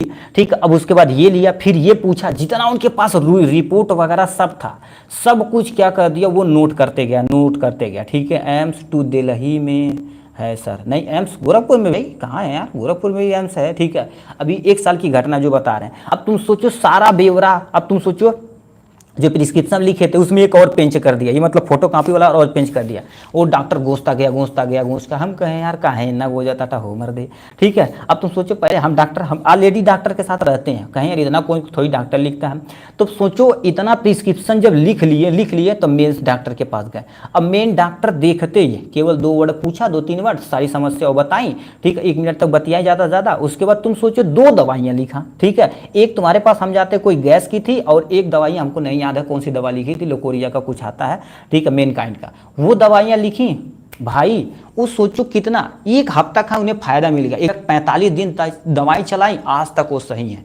कहें यार भाई ये तो सटीक है। इसीलिए हिस्ट्री जानना बड़ी जरूरी है। और कितने खड़ुआ डॉक्टर होते हैं, का बाहो कैसे बाहो। ठीक है, ये सब तुरंत लिख के तुरंत बाजा भागा। ठीक है, ऐसा नहीं करना चाहिए। ठीक है, संपूर्ण जानकारी प्राप्त होगा तो मेंटेन ही कर पाएंगे। ठीक है, मेडिकल हिस्ट्री आपके सामने हो जाएगा यहाँ पर। अब मेन गोल क्या होता है, मेन गोल क्या होता है यहाँ पर हम आते हैं। फार्मासिस्ट को सेल्फ पेशेंट से, ठीक है, सेल्फ पेशेंट से परिचित कराना चाहिए। मतलब फार्मासिस्ट खुद ही जाके पेशेंट से पूछना चाहिए क्या समस्या है, हम यहाँ के फार्मासिस्ट है, कोई प्रॉब्लम है तो हमें बताइए। तो ठीक, अब बता दिए। तो फार्मासिस्ट को पेशेंट की बीमारी को, पूरा डिजीज को हम कंडीशन देखेंगे। प्रिस्क्राइब यानी लिखा प्रिस्क्राइब तथा नॉन प्रिस्क्राइब दवा की जानकारी लेंगे। मतलब उनसे बोलेंगे कि बीमारियां कब से है, क्यों है, ठीक है, सब पूरा डिटेल में उनसे जानकारी लेंगे। उसके बाद तुम्हारे पास, यानी आप दवा जो खा रहे थे प्रिस्क्राइब ड्रग थी कि नॉन प्रिस्क्राइब, मतलब किसी डॉक्टर के लिखा हुआ दवा खा रहे थे कि वैसे मेडिकल स्टोर पे अपने से ले रहे थे। दवा की जानकारी भी पूरा डिटेल में हम लेंगे। फार्मासी का नेक्स्ट में तुम्हारे पेशेंट की थेरेपेटिक टाइम नोट करना पड़ेगा। थेरेपेटिक मतलब उसका जो उपचार टाइम, कितने दिन से ये उपचार करवा रहा है, उस टाइम को भी हमें नोट करना पड़ेगा। पेशेंट के मेंटल नेचर को भी समझना इनकी आपकी जिम्मेदारी बनती है। तो ये हो जाएगा यहाँ से। ठीक, नेक्स्ट में तुम्हारे पास ये जो बंदा है, इसमें ड्रग्स का एब्यूज तथा मिसयूज को रोका जा सकता है। ठीक, इन्हीं के द्वारा किया जाएगा। ड्रग्स इंट्रैक्शन को कम किया जा सकता है with the help of medical history. हमको पूरा पता रहेगा नॉलेज, तो हम इनको बढ़िया से काम कर देंगे। तो ये तुम्हारे पास ये था। अब प्रोसीजर में कैसे कैसे लिखेंगे, एक्चुअल में प्रोसीजर में क्या क्या लिखेंगे, देखिए। फार्मासिस्ट को मरीज से स्वयं का क्या कर देना, परिचय देना चाहिए। ठीक है, द्वारा ये तो ऊपर लिखे थे भाई, गोल और परिचय बात एक ही है, प्रोसीजर वगैरह हो गया, थेरेपेटिक समय, यही सेम टू सेम है भाई। ठीक है, इतना मेडिकल हिस्ट्री में आपको क्या कर देना, इतना ही लिखना। मेडिकल हिस्ट्री में देखिए, सबसे पहले मेडिकल हिस्ट्री क्या क्वेश्चन पूछा था हमसे, अच्छा 60 नोट पूछा था, कोई टेंशन नहीं। मेडिकल हिस्ट्री का हमने इंट्रोडक्शन दे दिया और यहाँ से मेन गोल दे दिया। ठीक है, ये हो गया काम। प्रोसीजर में सेम टू सेम, प्रोसीजर और गोल बात एक ही है, उद्देश्य क्या होता है। ठीक, नेक्स्ट क्वेश्चन क्या पूछा है, अब इस पे हम आते हैं। नेक्स्ट क्वेश्चन क्या पूछा है, explain variate study to minimize यानी मेडिकल इरर। मेडिकल इरर या डिस्पेंसिंग इरर बात एक ही है। ठीक है, मेडिकल इरर भी पूछे तब भी वही लिखना, डिस्पेंसिंग इरर पूछे तब भी वही लिखना। डिस्पेंसिंग मतलब दवाई या मेडिसिन से तो ही हो रहा है, तो उसको पूरा डिटेल में आपको यहाँ पर करना पड़ेगा। ठीक है, तो इसको कैसे लिखेंगे ध्यान से आप सुनिए। ठीक है, ये भी इंपॉर्टेंट क्वेश्चन, और ये कोलॉजी में भी, यानी वो, ठीक है, कम्युनिटी में ही पूछा भी गया था क्वेश्चन। ठीक है, तो ये इंपॉर्टेंट क्वेश्चनों में से एक है। तो सब लिखा है डिस्पेंसिंग इरर क्या होता है। डिस्पेंसिंग इरर क्या होता है, देखिए, कोई भी पेशेंट है, गया डॉक्टर के पास, दवाई लिखवाया, आपके पास आया, चलिए, अब जो दवा लिखा गया है, आप जो दवा दे रहे हैं, उनके बीच में जो भी अंतर होता है उसी को हम डिस्पेंसिंग इरर बोलते हैं। क्या बोलते हैं, डिस्पेंसिंग इरर या मेडिसिन यानी मेडिकल यानी मेडिकेशनल इरर बोला जाता है। तो वही लिखा है, डिस्पेंसिंग इरर को आप मेडिकेशनल इरर भी कहा जाता है। यह वह अंतर है जो रोगी के पर्चे और फार्मेसी द्वारा मरीज या वार्ड को दी जाने वाली दवा के बीच में होती है, उसे डिस्पेंसिंग इरर कहते हैं। ठीक, नेक्स्ट में क्या लिखा, डिस्पेंसिंग इरर का कारण, यानी क्या कारण कि डिस्पेंसिंग इरर हो रहा है। तो बहुत सारी चीज कारण हो सकता है, जैसे प्रिस्क्रिप्शन का गलत मूल्यांकन करना, मतलब एक थोड़ा सा बौकर टाइप में फार्मासिस्ट रहे, या बौकर टाइप में डॉक्टर रहे, या कोई ऐसा टाइप में रहे जो गूंज दे पूरा दवाई है, ला बाबू जा लिखा। ठीक है, तो उसका मूल्यांकन, जो प्रिस्क्रिप्शन आया है सही से आप नहीं पढ़ पा रहे हैं, तब भी दिक्कत हो सकती है मूल्यांकन में। डॉक्टर की खराब राइटिंग, अब तुम सोच सकते हो डॉक्टर कैसे घोषते हैं। ठीक है, हमारे यहाँ एक डॉक्टर हैं, ठीक है, अब डॉक्टर वो गवर्नमेंट डॉक्टर हैं। ठीक है, अब तुम सोचो वो जब लिखते हैं ना, जैसे मान लेते ये तुम्हारे पास पर्चा है, ठीक है, अब मान लेते तुम्हारे पास है पर्चा है, तो यहाँ पर पहले तो नाम तो ऑलरेडी लिखा हुआ रहता है, इतना तुम्हारे पास है। अब इसमें क्या करेंगे, जैसे कहेंगे क्या प्रॉब्लम है, कहेंगे सर पेट में दर्द हो रहा है, ठीक है, और थोड़ा सा ये वो चीज़ हो रहा है, तो ऐसे लिख देंगे। ऐसे मतलब यहाँ पर कमरा नंबर लिख देंगे 42 नंबर, और यहाँ से लिख देंगे 98 नंबर। अब इतने केवल लिखेगा, ये बंदा का गोंजा है कुछ पता नहीं। 42 नंबर पे जाओगे ब्लड जांच हो जाएगा, यहाँ पर जाओगे कर देगा अल्ट्रासाउंड हो जाएगा, बस ये उसको करा के फिर होता क्या, वो अपना खुद का दवा बंदा लिखता है, इसलिए वो गूंजता है। क्योंकि वो आप तुम सोचो पूरे हॉस्पिटल में और पूरे वहाँ पर एरिया में जो मेडिकल स्टोर कोई पढ़ नहीं पाता, एक का मेडिकल स्टोर वाला पढ़ता है, एक्चुअली में पढ़ता नहीं, वो भी फ़ोन से भी क्या होते हैं इंडिकेशन दे देता है ये दवाइयाँ देनी, बस वो भी वोकर टाइप में है। ठीक है, वो करता है। अब तुम सोचो वो भी जब क्या कर देता है, जब लिखता है बंदा, ठीक है, वो भी जब लिखता है, ठीक, अब जब ये जाँच करवा के जब दवाइयाँ लिखेगा तो ऐसे करेगा, ये हो गया, ठीक है, ये हो गया, ऐसे करके ऐसे, मतलब सेम टू सेम ऐसे लिखता है। तो उसकी राइटिंग हम आपको दिखाएंगे ना, ठीक है, किसी दिन दिखाएंगे। ठीक है, चलो हम एक बार उसकी राइटिंग जब देखेंगे ना तो आपको आपके यहाँ पर डाल देंगे एक्चुअल में कैसे वो लिखता है। ठीक है, तो ये तुम्हारे पास हो गया। अब उससे लिखावट से खराब होने से दिक्कतें हो सकती हैं, कोई टेंशन नहीं भाई। ये लाइट चली गई, ठीक, तो ये तुम्हारे पास दिक्कतें हो सकती हैं। तो लिखावट, एक जैसा दिखने या सुनने वाली दवाओं में कन्फ्यूजन हो सकता है। जैसे बहुत सारे लोग होते हैं ना, दवाइयाँ थोड़ा सा लिखने में ठीक है दिक्कत हो रही है, ठीक है लिखने में दिक्कत होती है या आपको पढ़ने में या सुनने में दिक्कत। जैसे कोई मान लेते हैं हमसे बोले मेट्रोजिल था, हमें सुना है मेटफॉर्मिन, उठा के ला मेटफॉर्मिन दे दिए तो दिक्कत हो जाएगी। ठीक, तो वही तुम्हारे पास एक जैसी दिखने तथा सुनने की जो दवाइयाँ होती हैं जिसे लासा ड्रग्स बोलते हैं, लाइक ए ड्रग्स, ठीक है लिखा लुक ए लाइक, साउंड ए लाइक होता है, इससे कंफ्यूजन हो सकता है। नेक्स्ट में तुम्हारे पास फार्मेसी रिलेटेड इशू के कारण भी क्या हो सकता है, दिक्कतें हो सकती हैं। जैसे तुम्हारे पास क्या होगा, फार्मेसी रिलेटेड इशू, आपके यहाँ सही से दवाइयाँ रखी ही नहीं गई हैं, ठीक, उससे इधर हो सकता है। ठीक है, दवाओं के गलत लेबलिंग से, मतलब जो डिब्बा पे कुछ लिखा है और एक्चुअल में है कुछ और, तो उससे भी तुम्हारे पास इधर हो सकता है। इसीलिए प्रॉपर जांच करना भी जरूरी होता है, नहीं तो देखेंगे जैसे डब्बा पे कुछ लिखा होता है ना, किसी लिखा रहेगा कुछ और, दवा कुछ रखा रहेगा कुछ और, तो आपसे अनुरोध है दवाइयाँ कभी भी दें तो उस पत्ते को निकाल के अच्छे से पढ़े तब उसको देने, तो दिक्कत हो जाती है। नेक्स्ट में लिखा फार्मासिस्ट का, ठीक है, पूरा नॉलेज ना होने पर, मतलब कोई फार्मासिस्ट है, नाम लिखवा लिए और घूम रहे हैं, चलेंगे बम्बई कारपेंटर वाला काम करें, अगले परीक्षा देने पास हो गए, ट्रेनिंग के दौरान जइबा नहीं करता था, ठीक है पैसा दे को भी ट्रेनिंग कंप्लीट करवा लिए, तो नॉलेज ना होने से भी डिस्पेंसिंग एरर हो सकती है। पर्चे के पढ़ने में यानी क्या मिसअंडरस्टैंडिंग, मतलब पर्चा ही सही से नहीं पढ़ पा रहे हैं, ठीक है, तो उससे दिक्कतें हो सकती है। ठीक, ये सब कारण हो सकता है। कुछ कॉमन टर्म, क्योंकि फार्मेसी में कुछ कॉमन टर्म होते हैं, उससे आपको हो सकता है। जैसे तुम्हारे पास ओडी मतलब वंस ए डे, मतलब दिन में एक बार खाना, बीडी मतलब दिन में 2 बार खाना, टीडीएस मतलब क्या होगा 3 टाइम डेली, मतलब 3 टाइम दिन में लेना है। यहाँ पर क्या करना, ओएम मतलब एवरी मॉर्निंग आपको लेना है। नेक्स्ट में तुम्हारे पास क्या लिखा, ओएन एवरी नाइट लेना है। यस ओ मतलब एज ए नीडेड, जब जरूरत रहेगी तो यस ओ यस मतलब जब जरूरत रहेगी तो आप खा लेंगे। अब उसको कैसे हम मिनिमाइज करना है, ठीक है, क्योंकि देखिए हमसे क्वेश्चन पूछा था मिनिमाइज, ठीक है, मिनिमाइज द मेडिकेशनल इरर, यानी डिस्पेंसिंग इरर को कैसे तुम मिनिमाइज कर सकते हो। पहला, प्रिस्क्रिप्शन की सही एंट्री करना, मतलब जो भी प्रिस्क्रिप्शन है कि बंदे का नाम क्या है, वेट क्या है, सब कुछ यदि सही रहेगा तो उससे इरर कम होगा। डॉक्टर के भी सब भी मैनेज। लासा ड्रग्स के प्रति सावधान रहना, मतलब लासा ड्रग्स जो मिलते जुलते नाम रहता था, सुनने में भी मिलते जुलते रहे, उनसे सावधान रहना चाहिए। लिखा बड़े से, ठीक है, बड़े से कंफर्म करें, यानी तुम्हारे पास कोई सुपरविजन या कोई आपके सीनियर रहता है, उससे कंफर्म करें कि प्रिस्क्रिप्शन करेक्ट तथा पूरी तरह से पूर्ण है या नहीं। जैसे पहले स्टार्टिंग में जाइए तो नहीं प्रिस्क्रिप्शन आप पढ़ने लगे, देखिए उस प्रिस्क्रिप्शन को देखिए किसी सीनियर को दे दिए, ठीक है, अब वो जब बोले दवाइयाँ तो उसी को आप निकाल के रखिए, फिर एनालिसिस करिए एक्चुअल में अच्छा ये दवाइयाँ को ऐसे लिखा जाता है, ये दवाइयों को ऐसे, उसके बाद आप पकड़ लेंगे, चुटकी में काम कर देंगे। ठीक, नेक्स्ट में तुम्हारे पास लिखा डेसिमल जीरो आदि का सही से देखना, मतलब देखो ये भी बहुत जरूरी होता है। जैसे मान लेते हैं अभी कोई दवाइयाँ हैं, जैसे डाइजापाम हो गया, ठीक है, तो ये सब देखा जाए तो 0 पॉइंट तुम्हारे पास 25 mg में आता है, और कोई 25 mg के आता है, तो ये पॉइंट न देखें आप 25 mg का उठा के दे दिए, अब वो दिक्कत हो जाए। 0.25 mg बहुत बहुत बहुत कम, और ये बहुत ज़्यादा है, तो इससे भी एरर आ सकता है। ठीक है, तो वही लिख रखा है जीरो देखना। तनाव कम करना तथा कार्यभार यानी संतुलित करना, मतलब आप कभी भी मेडिकल स्टोर पर रहिए तो स्ट्रेस फ्री होकर रहिए, और कार्यभार संतुलित करना तुम्हारे पास कि नहीं बहुत ज़्यादा बोर 24 घंटा आप क्या कर रहे हैं, ड्यूटी कर रहे हैं, तो उससे भी दवाइयाँ गड़बड़ हो सकती हैं आपके, ठीक है, संतुलन खराब होने से। दवाइयों का सूटेबल प्लेस पर ही रखना चाहिए, ठीक है, ठीक है, दवा को सूटेबल प्लेस पे रखना चाहिए, मतलब क्या होगा, जो दवाइयाँ होती हैं ना एक सही जगह रखना चाहिए। देखिए आपसे अनुरोध है जो दवाइयाँ जहाँ से निकाले उसी गत्ते में रखिए, नहीं तो भाई कहीं दिक्कत हो जाएगी, तो दिक्कत इस वो रखा एक्सपायरी हो जाएगा या किसी गलत दवाई दी जाएगी। सूटेबल प्लेस पे रखें, स्ट्रेस को कम करें, ऑल प्रिस्क्रिप्शन को सही से जाँच तथा, ठीक है, जाँचें तथा उन्हें देखें तभी आप दवाइयाँ दें। दवा पर लेबलिंग को सही भली भांति देखना इन्हीं की जिम्मेदारी होती है। तो ये dispensing, minimize the dispensing error, इस तरह से आप क्या कर सकते हैं, मिनिमाइज कर सकते हैं।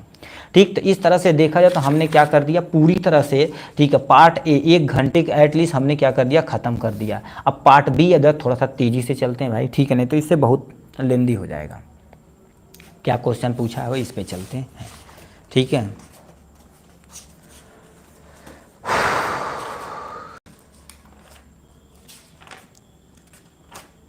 ठीक, अब चलिए क्वेश्चन पढ़िए क्या लिख रखा है, difference between the hospital pharmacy और कम्युनिटी फार्मेसी। अब देखिए ये हॉस्पिटल फार्मेसी से दिया, ये कम्युनिटी फार्मेसी से क्वेश्चन पूछ दिया, तो ये भाई कम्युनिटी फार्मेसी से वाला, तब थोड़ा सा हम उस पर हम PDF में डाल देंगे, बट पहले हम पढ़ लेते हैं फार्मेसी प्रैक्टिस, यानी हॉस्पिटल फार्मेसी क्या होता है, इसको हम पढ़ लेते हैं अच्छे तरीके से। ठीक है, तो हॉस्पिटल फार्मेसी क्या होता है इसको हम अच्छे तरीके से देख कर आपको बताते हैं। ठीक है, ये भाई आजा सिम सिम, आजा सिम सिम। ठीक है, तो इसको क्या कर देते हैं, हॉस्पिटल फार्मेसी यहाँ से थोड़ा सा हम एक्सप्लेन कर देते हैं। ठीक है, हॉस्पिटल फार्मेसी यहाँ पर भी था पहले पेज पे। इनका मेन उद्देश्य क्या होता है, चलो कोई टेंशन नहीं, हॉस्पिटल फार्मेसी पढ़ते हैं यहाँ से। हॉस्पिटल फार्मेसी देखा जाए तुम्हारे पास एक कॉम्प्लेक्स ऑर्गेनाइजेशन है जिसमें बहुत सारे लोग तथा बहुत सारे सर्विस तथा वेल एजुकेटेड लोग क्या कर देते हैं, ट्रेनिंग करके ही वहाँ पर जाते हैं। साइंटिफिक इक्विपमेंट के साथ वो क्या कर देते हैं, दवा के द्वारा उपचार करते हैं, उसे फार्मेसी, ठीक है, हॉस्पिटल बोला जाता है। फार्मेसी हॉस्पिटल एक हेल्थ केयर सर्विस है जिसमें दवा और मेडिकल इक्विपमेंट को चुनने, तैयार करने, संग्रह करने, मिश्रित करने और पेशेंट के केयर की सलाह देने का उपयोग में फार्मेसी तुम्हारे पास करते हैं। ठीक, अब कितना इनका उद्देश्य वगैरह हो यहाँ पर हम लिख देते हैं क्योंकि ऑलरेडी पढ़ा दिए तो इसे जल्दी से देख लेते हैं। ठीक है, ये पहला क्वेश्चन दीजिए अपना नंबर, भाई क्या करेंगे, ठीक है, डिस्क्रिप्शन में जाएंगे वहाँ नंबर दे, बताओ पढ़ाएं हम या नंबर दे भाई। ठीक है, अब सुनिए, हॉस्पिटल में आवश्यक यानी आवश्यक फार्मासिस्ट 50 के लिए तुम्हारे पास कितना होना चाहिए, 3 होना चाहिए। 100 के लिए 5 यानी फार्मासिस्ट होना चाहिए। 200 के लिए 8, ये भी एमसीक्यू में पूछा गया है। ऑब्जेक्टिव उनका सही यानी मेडिकल यानी हॉस्पिटल फार्मेसी में जो रहता है उनका मेन उद्देश्य क्या होता है, दवाओं को सही तरीके से वितरण करना, मतलब देना, ठीक, इनकी जिम्मेदारी होती है। ड्रग्स को मैनेज तथा मॉनिटर करना इन्हीं का काम होता है। ड्रग्स का सही भंडारण तथा स्टॉक रखना इन्हीं का काम होता है। ड्रग्स रिलेटेड एरर तथा साइड इफेक्ट को कम करना इन्हीं की जिम्मेदारी होती है। सब कुछ इन्हीं की जिम्मेदारी होती है। ठीक, अब नेक्स्ट क्वेश्चन क्या पूछा है, राइट, ठीक है, write a note on the hospital pharmacy standard या 5P बेसल स्टेटमेंट के द्वारा आपको क्या करना पड़ेगा, इसको लिखना पड़ेगा। ठीक है, या 5P क्या होती है, फुल नेम। आप देखो कितने लोग ऐसे हैं जो या 5P का फुल नेम लिख के दिखाते हैं। सबसे पहले देखिए, यानी हॉस्पिटल स्टैंडर्ड, ठीक है, हॉस्पिटल फार्मेसी स्टैंडर्ड या 5P के तहत क्या होता है और इसका थोड़ा सा मानक अनुसार वगैरह लिख देंगे, काम हो जाएगा। तो सबसे पहले देखिए सामने क्या लिख रखा है, हॉस्पिटल फार्मेसी स्टैंडर्ड या 5P स्टेटमेंट। अब या 5P क्या होता है, इंटरनेशनल फार्मास्यूटिकल फेडरेशन होता है। ठीक है, इसे आप जहन में डाल लीजिए, ये क्वेश्चन पूछा ही जाता है। ठीक, और लगभग एमसीक्यू में भी आएगा। ठीक है, यह एक ग्लोबल संस्था है जो हॉस्पिटल में फार्मेसी सेवाओं के लिए मानक तथा दिशा निर्देश प्रदान करती है ताकि दवाओं का सुरक्षित, प्रभावी तथा न्याय संगत उपयोग सुनिश्चित हो सके। कहने का मतलब क्या होता है, यह हॉस्पिटल फार्मेसी स्टैंडर्ड एक तुम्हारे पास या 5P एक तुम्हारे पास ग्लोबल संस्था होती है जो दवाओं को कैसे देना है, कितना अमाउंट में देना है कि साइड इफेक्ट कम हो, सब दिशा निर्देश कौन देता है, यही तुम्हारे पास अथॉरिटी देती है। ठीक, जिसके उपयोग को सुनिश्चित करती है, अच्छा इस पेशेंट को इतना ही दवाइयाँ देना है। ठीक, या 5P कंट्रोल करती है। ठीक है, लिखा मुख्य मानक या 5P के अनुसार लिखा है, रोगी केंद्रित सेवा, पेशेंट की सुरक्षा और इलाज से, ठीक, इलाज के रिजल्ट बेटर होना चाहिए, जो इसके अंतर्गत काम आता। ठीक, नेक्स्ट में लिखा दवा की खरीद और दवा की यानी दवा की खरीद क्या, जहाँ से आप खरीदते हैं पूरी ट्रांसपेरेंसी होना चाहिए, जीएसटी नंबर कितना है, कौन सी दवाइयाँ ले रहे हैं, किस शेड्यूल की दवाइयाँ ले रहे हैं, ये सब चीज़ मेंटेन होना चाहिए। और दवा की क्वालिटी भी एटलीस्ट हाई होना चाहिए क्योंकि जल्दी जल्दी वो काम कर सके। ठीक है, दवा का भंडारण और वितरण यानी स्टोरेज तथा डिस्ट्रीब्यूशन, दवा को सूर्य तथा मॉइस्चर में आपको रखना नहीं है, सूर्य के प्रकाश में नहीं रखेंगे तो दवाइयाँ का कलर तथा केमिकल प्रॉपर्टी थोड़ा सा डैमेज हो जाती है। नेक्स्ट में लिखा क्लिनिकल फार्मेसी सेवा, योग्य फार्मासिस्ट होना चाहिए। योग्य फार्मासिस्ट मतलब अच्छा फार्मासिस्ट होना चाहिए जो अपने आप काम करे, कि नहीं इसी किसी को पकड़ के लाए मेडिकल स्टोर पर रख दें, ऐसा नहीं होना चाहिए। ऑल डॉक्यूमेंट क्लियर तथा क्वालिटी कंट्रोल होना चाहिए, मतलब आप जो फार्मेसी खोल रखे हैं, ठीक है, हॉस्पिटल फार्मेसी सभी डॉक्यूमेंट क्लियर होना चाहिए, कि नहीं आप केवल वैसा खोल के बैठे होंगे, ऐसा नहीं होना चाहिए। ठीक है, तो ये तुम्हारे पास क्या था, या 5P के अनुसार देखा जाए तो हॉस्पिटल फार्मेसी का स्टैंडर्ड होता है। ठीक है, उसके अनुसार कैसे क्या चीज़ करना है इनके अनुसार दे दिया गया है। नेक्स्ट में क्या लिख रखा है, role of pharmacist in preventing anti microbial resistant. जो एंटी माइक्रोबियल रेसिस्टेंस है उसमें फार्मासिस्ट को रोकने का, प्रिवेंट मतलब रोकने का क्या, यानी कि उपचार एक्चुअल में क्या रोल है, इसको आपको बताना पड़ेगा। ठीक है, ये तीसरा नंबर क्वेश्चन। ठीक है, और ये भी क्वेश्चन देखा जाए तो वो इंपॉर्टेंट है, क्यों, क्योंकि थेरेपी यानी फार्माकोथेरेपेटिक्स में ये भी ये क्वेश्चन पूछा गया था। ठीक है, तब समझते हैं एंटी माइक्रोबियल रेसिस्टेंस क्या होता है, फिर हम कैसे इन्हें रोक सकते हैं, रोकथाम करने के लिए कौन दवाइयाँ चलाएंगे उसको थोड़ा सा लिखना पड़ेगा। तो लिखा एंटी माइक्रोबियल रेसिस्टेंस क्या होता है। ठीक, अब सुनिए, ध्यान से सुनिए। पहले रेसिस्टेंस समझो क्या होता है। जैसे कोई बैक्टीरिया है, उसे कोई दवाइयाँ दे रहे हैं, तो उस दवाइयाँ के प्रति वो रेसिस्टेंस हो जाएगा, मगर वो अब उस पर दवाइयाँ वो काम नहीं करेगा। अब उसी तरह से माइक्रो ऑर्गेनिज्म है, तो ऐसी दवाइयाँ प्रयोग करेंगे तो इस रेसिस्टेंस को मार दे, तो उसी को एंटी माइक्रोबियल रेसिस्टेंस बोला जाता है। अब देखिए उसका दादा का भी दादा आ गया, यानी बाबा आ चुके हैं। एंटी माइक्रोबियल रेसिस्टेंस वह दवा है जो माइक्रो ऑर्गेनिज्म, चाहे कोई बैक्टीरिया हो, चाहे वायरस हो, चाहे फंजाई हो, चाहे पैरासीटाम यानी पैरासाइट हो, के बिहेवियर के संपर्क में आने से उसे बदल देता है, उसे एंटी माइक्रोबियल रेसिस्टेंस ड्रग्स कहा जाता है। ठीक, मतलब वो जो तुम्हारे पास बिहेवियर, ठीक है, मान लिया था कि ऐसे हो रहा है, ठीक है उदय भाई इतना पीछे कैसे हो गए यार आप, ठीक है अब आइए जल्दी से सामने आइए, ठीक है आप आइए एकदम से स्टार्टिंग में, ठीक है लाइव देखिए आप, तब मजा आएगा भाई, ठीक है।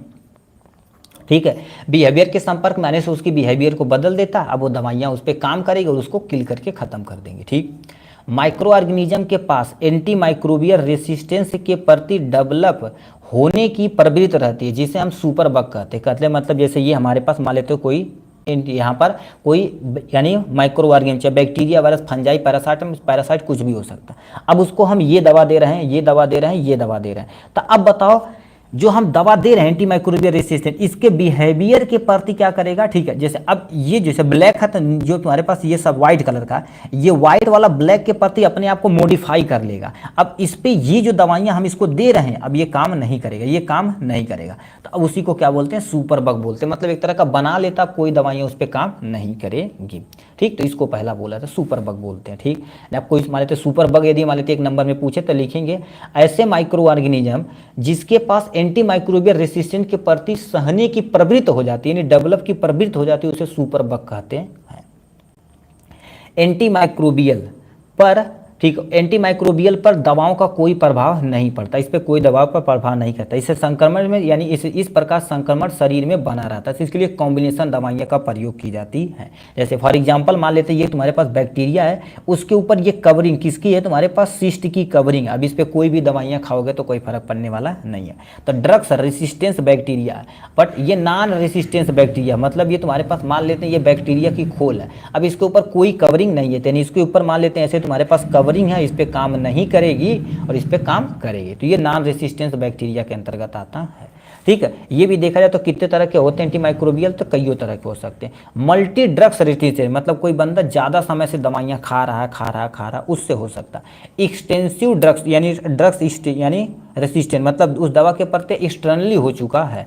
पेन ड्रग रेसिस्टेंट 3 तरह के तुम्हारे पास होते हैं। अब इसको प्रिवेंशन कैसे करना है, ठीक है, prevention of anti microbial resistant, कैसे तुम रोकथाम करोगे, तो इसके लिए जानते हो क्या करते हैं, बड़ी खतरनाक दवाइयाँ चलाते हैं। ठीक है, तो इसमें 2 या 2 से अधिक कॉम्बिनेशन ड्रग्स का उपयोग करें। जैसे तुम्हारे पास लिखा है MSRA होता, इसमें तुम्हारे पास मेथिसिलिन में तुम्हारे पास ओफ्लॉक्सासिन। अब देखिए मेथिसिलिन तथा ओफ्लॉक्सासिन दोनों का कॉम्बिनेशन जो स्ट्रेप्टोकोकस ऑरियन है, इसको मार देगा भन्न से। ठीक, इनको तो तुरंत पीट देगा। VRE जैसे तुम्हारे पास क्या बनते हैं, वेंकोमाइसिन, जैसे वेंकोमाइसिन, ये भी कॉम्बिनेशन दवाइयाँ, इसमें कई कॉम्बिनेशन दवाइयाँ रखी जाती है, जिससे इंट्रोकोकाई को तुरंत मार देगा, खत्म। PRSP जिसे हम पेनिसिलिन बोलते हैं, स्ट्रेप्टोकोकस न्यूमोनिया, ये भी तुरंत इसको पीट देगा, काम खत्म हो जाएगा। तो ये तुम्हारे पास लिखा है prevention of anti microbial resistance हो जाएगा आपके सामने यहाँ से। ठीक, ये तुम्हारे पास दवाइयाँ दी गई हैं। ठीक, अब हम क्या आते हैं नेक्स्ट क्वेश्चन की तरफ रुक करते हैं गुरुदेव। नेक्स्ट को क्या दे रखा बाबू, नेक्स्ट में क्या दे रखा है जी, ये हो गया। नेक्स्ट में डिफाइन हाई रिस्क ड्रग्स और study to reduce either high risk, उसको कैसे तुम कम कर सकते हो, इसको ईदर को, इसको तुम्हें बताना पड़ेगा अच्छे तरीके से। ठीक है, हाई रिस्क ड्रग्स क्या होती है। अब देखेंगे, सुने होंगे कि भैया ये दवा मत ले जाओ यार, ये थोड़ा सा खराब दवाइयाँ हैं, ठीक है, तो दिक्कत हो जाएगी आपके लिए और हमारे लिए, दोनों के लिए।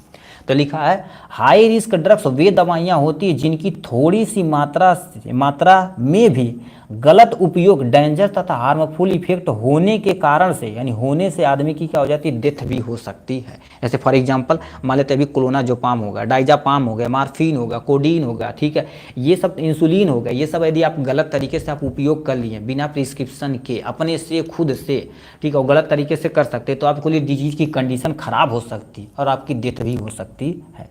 तो लिखा हाई रिस्क ड्रग्स वे दवाइयाँ होती जिनकी थोड़ी सी मात्रा से भी गलत उपयोग यानी डेंजरस हार्मफुल इफेक्ट होने के कारण उस बंदे की डेथ हो सकती है, उसको हाई रिस्क ड्रग्स बोला जाता है। ठीक। नेक्स्ट में एग्जाम्पल में तुम्हारे पास कौन से आते हैं एग्जाम्पल में से इंसुलिन हो गया। अब बताओ बिना प्रिस्क्रिप्शन के आप इंसुलिन ले लिए तो आपको हाइपोग्लाइसेमिक का खतरा बन जाएगा, जो बड़ी खतरनाक होती है भाई। ठीक है, ग्लूकोज की यानी आपके शरीर के अंदर ग्लूकोज की कमी हो जानी चाहिए। ठीक, मॉर्फिन और तुम्हारे पास फेंटानिल, ये तुम्हारे पास एक दवाइयाँ होती जो नार्कोटिक तथा साइकोटिक कैटेगरी के अंतर्गत रखी जाती हैं। अब बताओ ये बिना पीछे किसी से ले लिए तो नशा हो सकता है आपको, नशा वाले बंदे इसी को लेते हैं, नहीं पाएंगे तो बेचैनी नहीं उनके झाए रहेगी। ठीक, अब यदि ज़्यादा अमाउंट में थोड़ा सा जमा अमाउंट हो गया तो आपकी डेथ भी हो सकती है, क्योंकि आपको पता नहीं एक्चुअली में डोज कितना खाना चाहिए। लोगों को नशा लगता जाएगा, उसकी डोजिंग बढ़ाते चले जाएंगे। पोटेशियम क्लोराइड जो हार्ट बीट को क्या कर देगा, रोक देगा आपके शरीर के अंदर, आपकी डेथ हो जाएगी। क्लोनाजेपाम जो कार्डियक तथा हार्ट डिजीज तथा पल्मोनरी डिजीज में इसका उपयोग किया जाता है। हिपेरिन और वर्पारिन, हिपेरिन और वर्पारिन कहीं खा लिए तो ब्लड सर्कुलेशन में जोखिम हो जाए, क्योंकि ये एंटी कोगुलेंट ड्रग्स होती है, मतलब हमारे शरीर के अंदर जाके कोगुलेट कर देगी, थक्का, खून में थक्का बनाने लगेगी, आदमी मर जाएगा, दिक्कत हो जाएगी। ठीक, तो ये सब तुम्हारे पास हाई रिस्क ड्रग्स के अंतर्गत। इसकी सावधानियाँ कैसे बरतनी है, हमें स्पष्ट लेबलिंग होना चाहिए, हर एक दवा पे लेबलिंग तगड़ी होनी चाहिए। ठीक, डोजेज के लिए तुम्हारे पास गाइडलाइन प्रदान करना, मतलब क्या करना कि कितना डोज देना, एक फिक्स कर देना, जो डॉक्टर कहीं ही बताते हैं कि प्रिस्क्रिप्शन जब दी जाती है, ठीक है, तो प्रिस्क्रिप्शन दी जाती है तो कुछ दिन के लिए, जैसे मान लेते कोई पर्चा लेके आए कि भाई इस पर दवा दे दो, तो उस पर नशा की दवाइयाँ रहेंगी तो डेट देखेंगे कि डॉक्टर जो प्रिस्क्राइब किया था कहीं वो तो इसका लत तो नहीं लग गया, नहीं तो खाएगा तो दिक्कत हो जाएगी। ठीक, जैसे ट्रामाडाल वगैरह किसी को दे नहीं सकते भाई, ठीक है, बहुत देंगे ना तो दिक्कत हो जाएगी, आदमी को फंसा जाएंगे, दिक्कत हो जाती है। प्रॉब्लम हेल्थ केयर का परीक्षण करना, सर कुछ इंपॉर्टेंट क्वेश्चन करा दो मोस्ट, ये क्या कराया जा रहा है, 2 साल का पेपर तैयार तुम कर लो, उसके बाद इजीली हो जाएगा सारा काम। प्रॉपर हेल्थ केयर प्रशिक्षण करना इन्हीं की जिम्मेदारी बनती है। डबल चेक यानी जो सिस्टम होता है इन्हीं की जिम्मेदारी बनती है। डबल चेक मतलब बार बार चेक करेंगे उसको सही हो रहा है कि नहीं, जिससे हम क्या कर सकते हैं, जिस ड्रग्स को कम किया जा सकता है, रिड्यूज किया जा सकता है। ठीक, नेक्स्ट में तुम्हारे पास क्या लिख रखा है जी, राइट, ठीक है, तुम्हारे पास नेक्स्ट पे आते हैं, right a note on disposal of narcotic drugs. देखिए नार्कोटिक ड्रग्स क्या होती है, इसको डिस्पोज कैसे किया जाता है, इसको आपको पूरे तरीके से बताना पड़ेगा। ठीक है, तो ये हमारे पास नार्कोटिक ड्रग्स क्या होती है, इसके सावधानियां क्या होती हैं, कौन कौन सी आती है, एग्जाम्पल और डिस्पोजल कैसे करना है, इसको लिख देंगे, बस काम हो जाएगा। ठीक है, ठीक है, तो ये लिख रखा है, देखिए नार्कोटिक एंड साइकोटिक दवास को हैंडलिंग मतलब कैसे डिस्पोजल करना है। ठीक है, तो यहाँ पर हम आते हैं अपने मेन मुद्दे से, क्या लिख रखा, नार्कोटिक तथा साइकोटिक ड्रग्स एक ऐसी दवा होती है जो सेंट्रल नर्वस सिस्टम को इफेक्ट करती है, मतलब जो हमारे सेंट्रल नर्वस सिस्टम यानी ब्रेन और स्पाइनल कार्ड को इफेक्ट करती है। इस ड्रग्स को हैंडलिंग के लिए, मतलब इस ड्रग्स को हैंडलिंग के लिए इंडिया में एक सख्त कानून बनाया गया कि इसके डिस्पोजल कैसे करना, कौन खरीद सकता है, कौन बेच सकता है, ये सब एक व्यवस्था बनाई गई है। ठीक है, अब इसमें तुम्हारे पास व्यवस्था बनाई गई, इसके कंट्रोल करने के लिए नार्कोटिक तथा साइकोटिक सब्सटेंस एक्ट 1955 में लिया गया था। ठीक है, इसमें एक एक्ट बना देगा कि नार्कोटिक दवाइयाँ आप बेच नहीं सकते, बेचेंगे तो इस एक्ट के तहत जो लिखा रहेगा उसको फुलफिल करेंगे तभी आप बेच पाएंगे। इसे हैंडलिंग के लिए दिशा निर्देश, जैसे कैसे स्टोरेज करना है, कैसे सेलिंग करना है, सबके पास आपके पास लाइसेंस होना चाहिए। ठीक है, 2024 कब कराओगे, ऑलरेडी करा दिया गया है, ये भी 2023 का 2 पेपर, 1 या 2 पेपर बचे वो भी खत्म हो जाएगा भाई। ठीक है, उसके बाद रिवीजन तगड़ा हमारा स्टार्ट होगा। ठीक है, बैच ज्वाइन कर लीजिए, सारी इन्फॉर्मेशन आपको दे दी जाएगी। बिना देखो स्टोरेज कैसे करना, सबके पास लाइसेंस होना चाहिए, बिना प्रिस्क्रिप्शन को, ठीक है, किसी को दवा न दे, मतलब आपको ऐसा प्रिस्क्रिप्शन आता है, ठीक है, कोई मांगता कि भैया ये दवा दे दो, तो नार्कोटिक तथा साइकोटिक कैटेगरी में रहेगी तो आपको नहीं देना है। ठीक है, प्रॉपर रिकॉर्ड मैनेज करना कि हमारे यहाँ कितना आया था, कौन ले गया, उसका पूरा डिटेल वगैरह पूरा लिखेंगे। ठीक, नियंत्रण वितरण मतलब क्या होगा ना, कंट्रोल डिस्ट्रीब्यूशन करना है। ठीक है, ये प्रमाणीकरण होना चाहिए, मतलब किसी पेशेंट को देना चाहिए तो उसके पास परिमाण होना चाहिए कि अच्छा ये अच्छा डिस्क्रिप्शन लेके आया तो इसको हम दे दिए, तो इसके अंतर्गत मॉर्फिन आता, कोडीन आता है, अल्प्राजोलाम आता है, डाइजापाम आता है, तो ये सब खतरनाक दवाइयाँ होती। अब इसका डिस्पोजल कैसे करना है, सप्लायर को वापस दे दे, मतलब आपके यहाँ आया हुआ तो एक्सपायरी नियर होने वाली है तो उसे सप्लायर को दोबारा वापस दे दे, सप्लायर ले जाएगा अपना काम करेगा।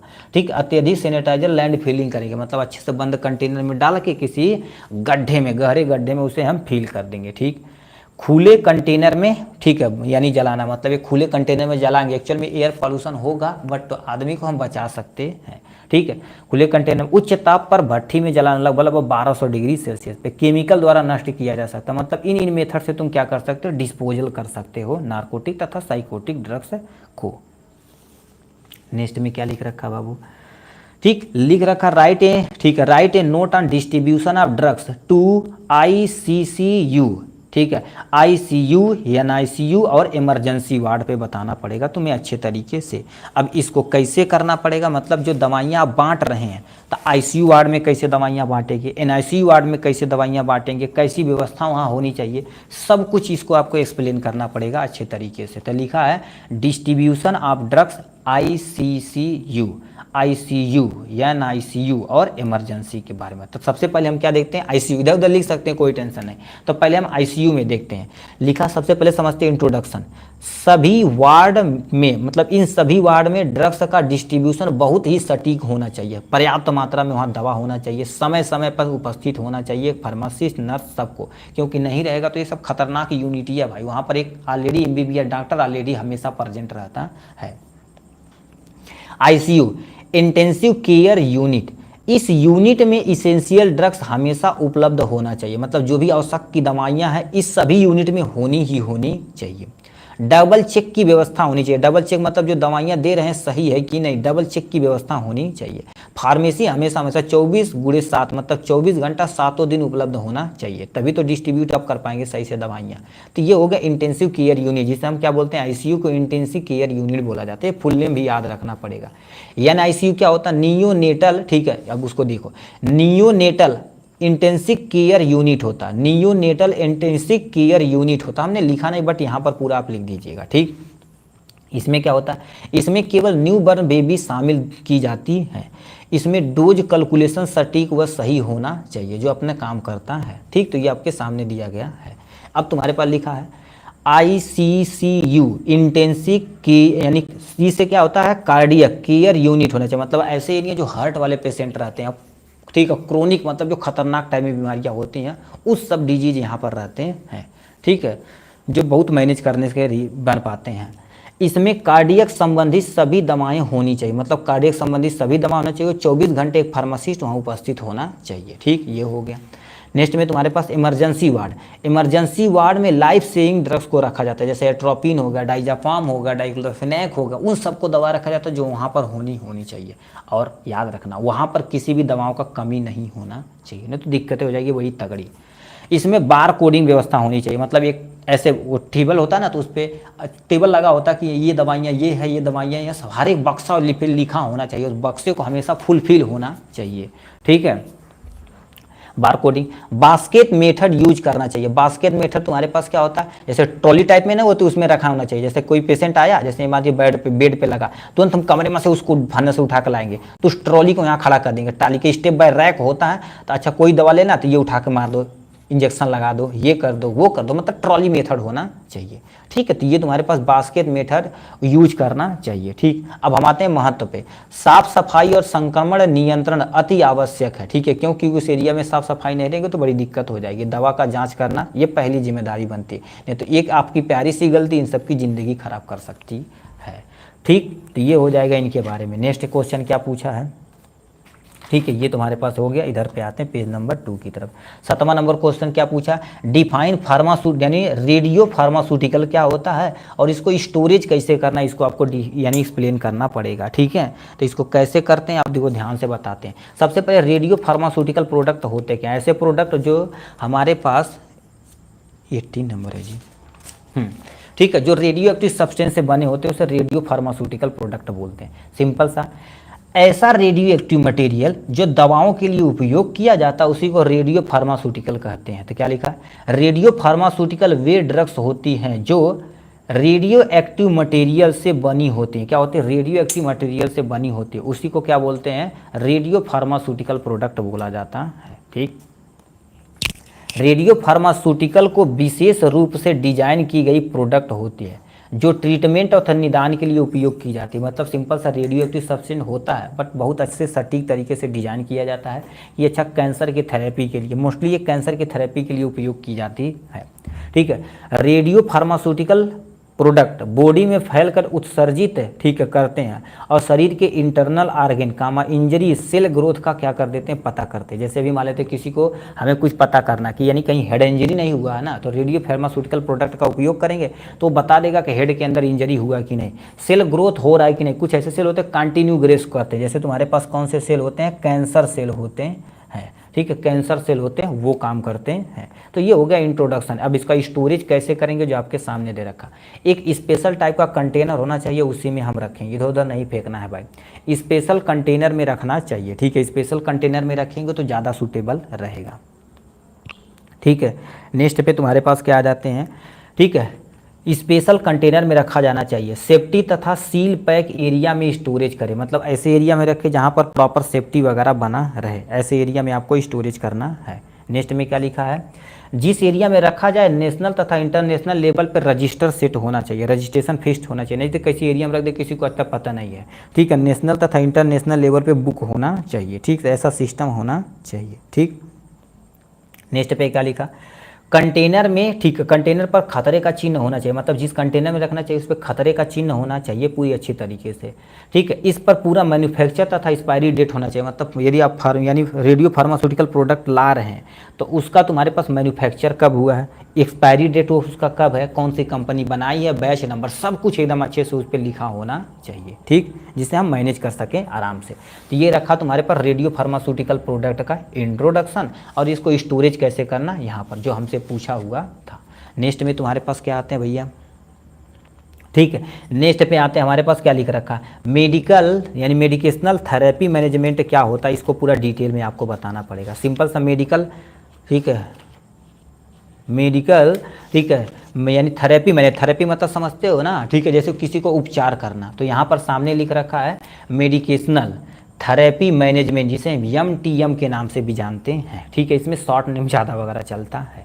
तो क्या लिखा है, इनका मेन उद्देश्य क्या होता है, सिंपल सा, ठीक है, थेरेपी के बारे में, उपचार के बारे में मेन उद्देश्य होता है। तो क्या लिखा, मेडिकेशनल थेरेपी मैनेजमेंट एक केंद्रित सेवा है जिसमें फार्मासिस्ट मरीज की दवा की समीक्षा करना, दवा से जुड़ी समस्याओं का पहचान करना, सब कुछ जिम्मेदारी इस थेरेपी के अंतर्गत ही दी जाती है, ठीक है, इनकी जिम्मेदारी होती है, ठीक है। एटलीस्ट 1.5 घंटा हो गया भाई ये तो, ठीक है, ये समीक्षा करता है। ड्रग्स रिलेटेड इश्यू को सुधारना, मतलब ड्रग्स रिलेटेड कोई भी इश्यू है उसको सुधारना, यानी मैनेजमेंट, ये क्योंकि थेरेपी को मैनेजमेंट कर रहे हैं तो इनको सुधारना इन्हीं की जिम्मेदारी बनती है, ठीक है। नेक्स्ट में क्या लिख रखा है, मेडिकेशनल थेरेपी मैनेजमेंट सेवा, फार्मासिस्ट, हेल्थ प्रोफेशनल स्टाफ को मेंटेन करना इनकी जिम्मेदारी बनती है, ठीक, ये हो गया इनके बारे में। नेक्स्ट तुम्हारे पास लिख रखा है, ठीक है, यहाँ पर ऑब्जेक्टिव, इनका मेन उद्देश्य क्या होता है, यानी दवा का सही उपयोग सुनिश्चित करना, क्योंकि मैनेजमेंट ही कर रहे हैं ना, तो दवा को सही से मैनेजमेंट हो रहा है कि नहीं, सही से उपयोग कर रहे हैं कि नहीं, इन सबको मेंटेन करना इनकी जिम्मेदारी होती है। दवा से, ठीक, होने वाले साइड इफेक्ट को कम करना इन्हीं की जिम्मेदारी होती है, ठीक। ड्रग्स रिलेटेड प्रॉब्लम को पहचान और तथा समाधान करना इनकी भी जिम्मेदारी होती है। जैसे ड्रग्स रिलेटेड जैसे कोई प्रॉब्लम हो रही तो उसको पहचानना चाहिए, जैसे कोई दवाइयाँ खाते हैं तो साइन और सिम्टम दिखते हैं, साइड इफेक्ट दिखते हैं, तो वो पहचानना तथा उनका समाधान करना ही आपका काम होता है, ठीक है। पेशेंट की, ठीक है, हेल्थ में सुधार आना, मतलब जो पेशेंट आप उपयोग किए हैं दवाइयाँ, ठीक है, थेरेपी किए हैं, उपचार किए हैं, उसमें कोई सुधार आ रहा है कि नहीं, कि ऐसे ही करके बैठे हुए हैं, ऐसा नहीं होना चाहिए, प्रॉपर देख रेख करना चाहिए, ठीक है। तो ये लिख रखा, पेशेंट के हेल्थ में सुधार करना आपकी जिम्मेदारी बनती है, किसकी, ये मैनेजमेंट करता है, ठीक है। ड्रग्स रिलेटेड कास्ट को नियंत्रित करना की, और कास्ट को भी नियंत्रित करना कि थेरेपी लग रहा है तो पैसा बल भर नहीं लगे, ठीक है, बल भर मतलब क्या होगा, महंगी महंगी दवाइयाँ, ठीक है, उस पर कास्ट इफेक्टिव होना चाहिए, मतलब मिनिमम कम से कम क्या होना चाहिए, ठीक। तो ये तुम्हारे पास हो जाएगा, ठीक है, किसके बारे में, देखिए, मेडिकेशनल थेरेपी मैनेजमेंट के बारे में इंट्रोडक्शन, ठीक, जो आपके सामने यहाँ दिया गया, इसका ऑब्जेक्टिव क्या होता है जो हमने सामने दिया गया है, ठीक। तो इतना आपको क्या करना पड़ेगा, लिखना ही लिखना पड़ेगा, ठीक। नेक्स्ट क्वेश्चन में क्या दे दिया बाबू, ठीक है, कह दिया enlist test use as access to यानी the renal function test, renal function test को हम किडनी फंक्शन टेस्ट भी कहते हैं।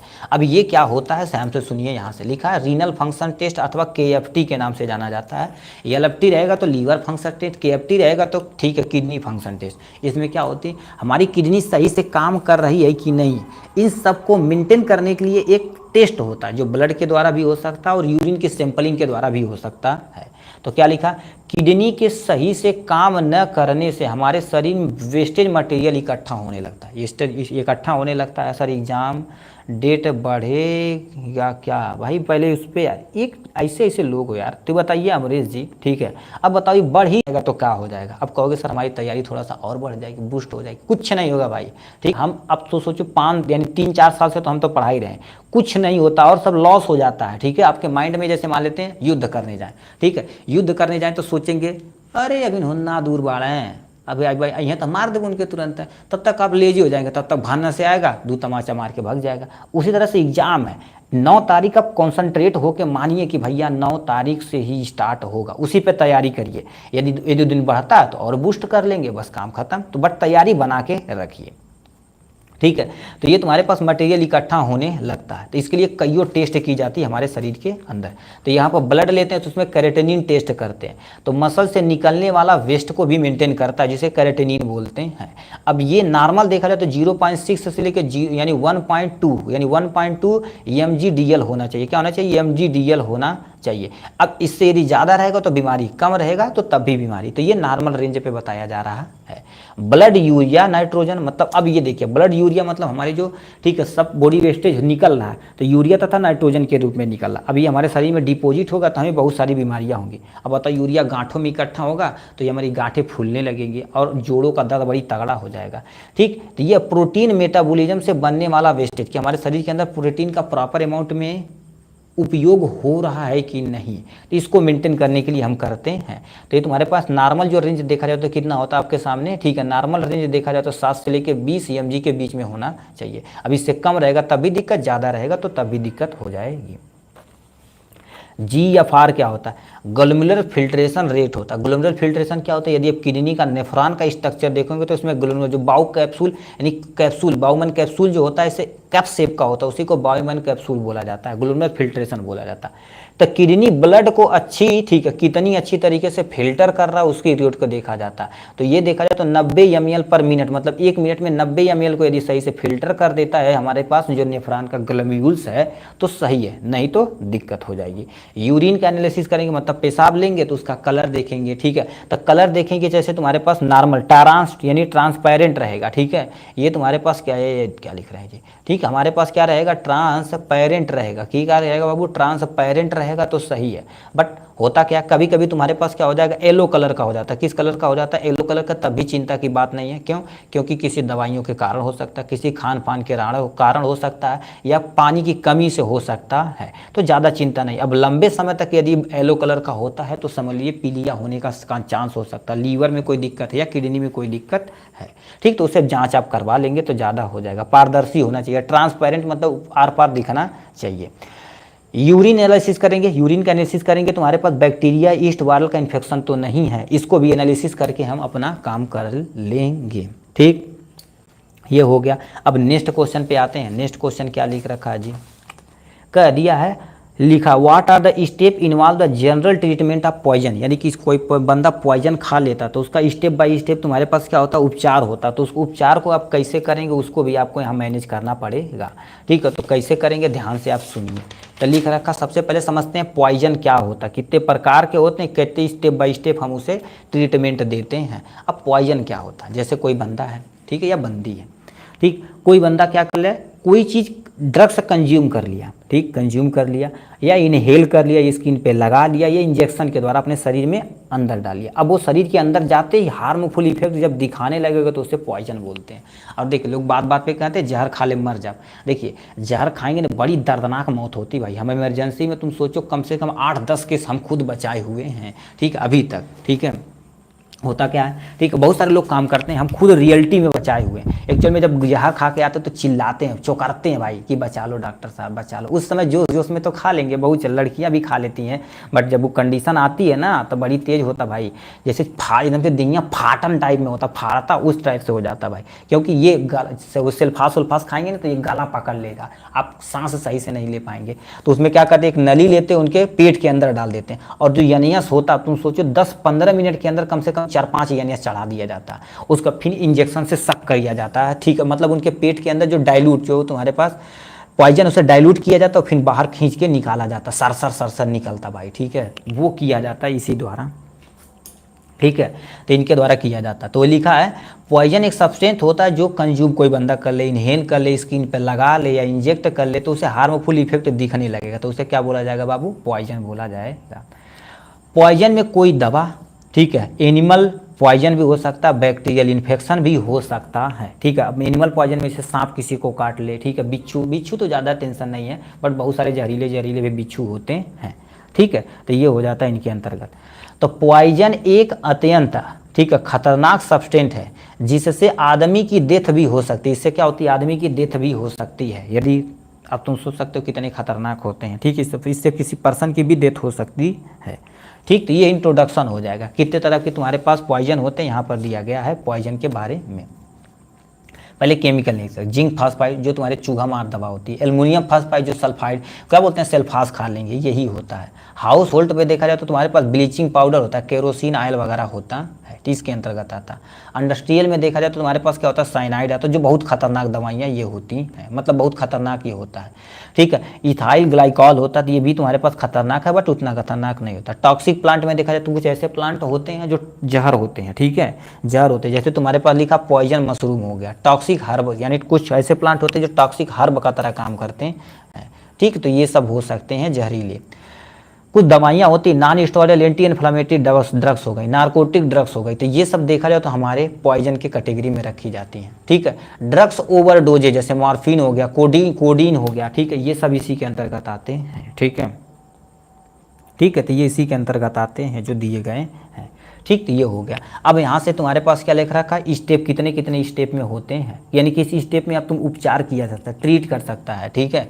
यहाँ से लिख देते हैं ट्रीटमेंट, ठीक है, ये हमारे पास क्या हो जाएगा, ट्रीटमेंट कितने स्टेप में आप करेंगे। पहला स्टेप प्रारंभिक मूल्यांकन और सुरक्षा, मतलब सबसे पहले उसे देखेंगे कि यानी उसे मूल्यांकन करेंगे कौन सा जहर खाया हुआ है, ठीक है। तो ये तुम्हारे पास पहचान करेंगे, तुरंत 108 पे 200 भान्य से डायल करेंगे, क्योंकि एम्बुलेंस ले आना कंपलसरी है भाई, ठीक है। रोगी की स्थिति की जांच करेंगे, मतलब रोगी की स्थिति का थोड़ा सा एग्जामिन करेंगे कि भाई कौन सा जहर खाया हुआ, जहर का पहचान करेंगे, जो टीबिया खाया है या कुछ भी खाया हुआ है, या उसे सांप कोई काटा हुआ तो सांप को एनालिसिस करेंगे, अच्छा ये सांप इसे काटा हुआ है, तो उसको एनालिसिस करना हमें जरूरी होता है।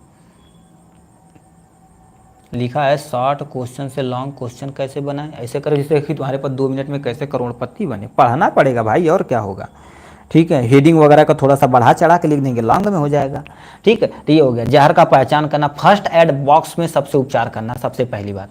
उसके बाद एंटीडॉट उपयोग देना, एंटीडॉट मतलब जैसे उसके लिए, ठीक है, एंटीडॉट मतलब पहचान लेंगे कि अच्छा ये दवा खाया तो उसका एंटीडॉट दे देंगे, ठीक है, नहीं होगा, ठीक, तो उसे एक्टिवेटेड चारकोल देंगे जो यूनिवर्सल एंटीडॉट के अंतर्गत आता है। उसका फिर निगरानी करेंगे, यदि सही रहेगा और जहर वगैरह जो खाए रहते हैं सांप ऊपर करते हैं, तो वहाँ पर जैसे सांप किसी को काट लिया, ठीक है, तो उसे ट्रीटमेंट करके कहेंगे हॉस्पिटल में आप ठहरिए 4 घंटा, तो वो कोई साइन एंड सिम्टम नहीं दिखेगा तो कहेगा भैया आप जा सकते हैं, नहीं तुम्हारे तो 2 घंटा बाद कहीं साइन एंड सिम्टम दिखे तो आदमी की डेथ हो सकती है। तो इस सबको मूल्यांकन इसी के द्वारा किया जाता है, ठीक।